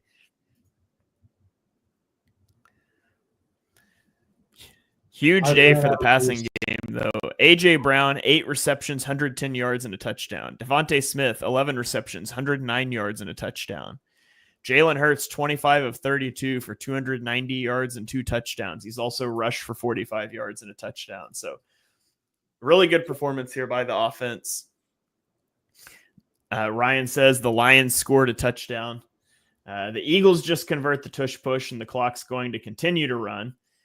I'm telling you, the Steelers aren't getting this football back. That's kind of awesome. So the Lions score. It is now a 10-point game again in Detroit with 8 minutes left, and nobody can stop anybody. I kind of want to score again to make the score look better. Yeah. Make it look like we beat the Steelers by more than we did. But, I mean, realistically, we just controlled the last, 10 minutes of the game, so we did beat them. Yeah, the Steelers, make no mistake, the Steelers are a really good defense. And right now, Jalen Hurts is putting up 0.32 EPA per play in a game where the rushing attack's done nothing. And so the Eagles, obviously, their pass game is working at a high level right now against a pretty good pass defense. That's nice to see. 3 minutes left on the clock here in Philly, where the only real question left in this game is, will the Steelers see the football again? But the outcome of this game is not in doubt. Some of you guys that are watching the broadcast, have they said anything about TJ Watt yet? Nothing. I haven't seen anything. Yeah, they give it to Gainwell. He's going to get like a yard or two. And now we've got another Eagle down. I didn't see who it was, and we're not going to show it on the broadcast, so it's terrible. Terrible broadcast. The Steelers take their final timeout with 2:56 left.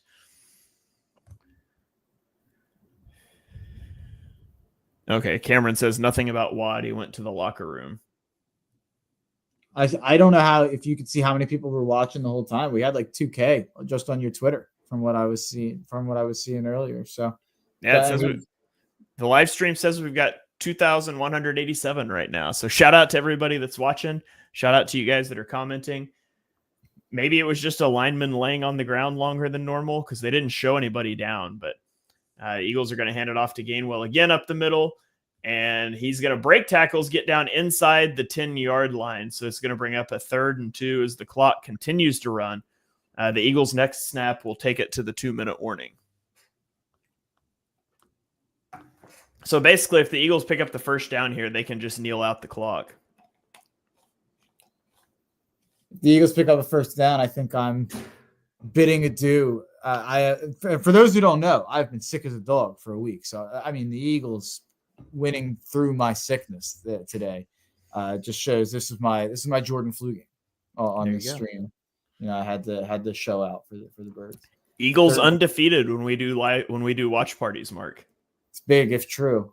Yeah, Kenny Gainwell goes through contact at the line of scrimmage, picks up the first down. It looks like now the officials come in and it looks like they might mark him short, which would be a terrible spot. But that's going to take it to the 2-minute warning. I don't know if who knows what they marked it as, because we're just going to go to a commercial and not mention it. But he definitely had the first down. The official looked like he was marking him short. I guess we'll find out after the 2-minute warning. I'm going to go take a look at the Bills game again. Bills have the ball now. There is 7:21 remaining, and the Bills have already gotten across midfield in 2 plays. So just no defense at all in this game. The Bills have 523 yards of offense. The Lions have 451 yards of offense. And you can't convince me that the Eagles defense can't play those teams better than that. Like, I think that's what truly sets the Eagles apart. Their offense at times is a little shaky, but they've got a defense. And I don't know that the Lions have a defense. I don't know that the Bills have a defense. The Chiefs have one. Their offense is shaky at times. So we'll see what happens. Cameron, our sideline reporter, Cameron says it is 4th and 1 when we get back from the break here. So that's crazy. I think it's going to be an Eagles-Chiefs rematch in the Super Bowl. I could get on board with that. I'm here for it. Nicholas says the Lions might not have 11 healthy defensive players when the playoffs come. And I'm confident the Eagles can beat both of these defenses. Cameron says he's trying to earn himself a job on our crew here as a sideline reporter. 4th and 1 right here. I might just kick the field goal. I think you just push it to try to waste the clock. Yeah. I just kind of feel like it's over. I maybe don't want Jalen to do the Kenny Pickett tush push. Let Kenny Pickett on the field. Let him go ice the game against his team. Yeah. That's fair. I'd like to see if the Pickett tush push works. It was pretty poor in the preseason. Yeah. Ryan's making the bid here. He wants the job of updating the other games. So we've got a sideline reporter. We've got the studio guy. It's great. Alex asking if A.J. Brown's okay. He seemed okay talking to Devontae Smith, but I think he'll probably be fine. I don't think you won't see him again. Broncos really pulled away. We come back and it is 1st and goal. So Cameron giving us inaccurate info from the sideline here. Come on, man. No. And yeah, the Eagles are going to go out in victory formation. They're going to kneel this one out. So the Eagles are going to get the W 27-13. Thank you, everybody who tuned in here to the live stream. Let us know what you think on Twitter, in the comments on YouTube. Something that would consider doing again if you guys enjoy the stuff, especially if I can get Mark on with me. But we're going to go ahead and end the stream here as the Eagles are kneeling this one out. The post-game show will go live in just a couple of minutes. So it'll go live wherever you're watching this. The post-game show will go live. It'll be me, Dibes, and David breaking down the game. So come check it out there. But Mark, any final words before we get out of here? Longest winning streak in Eagles franchise history. Go Birds. Go Birds. That's going to do it, everybody. Thanks for joining. Stick around. Again, post-game show will go live in just a couple of minutes after the clocks hit 0. But I'm going to go use the bathroom and let my dog out before we do that. So thanks for watching. Catch you guys on the post-game show.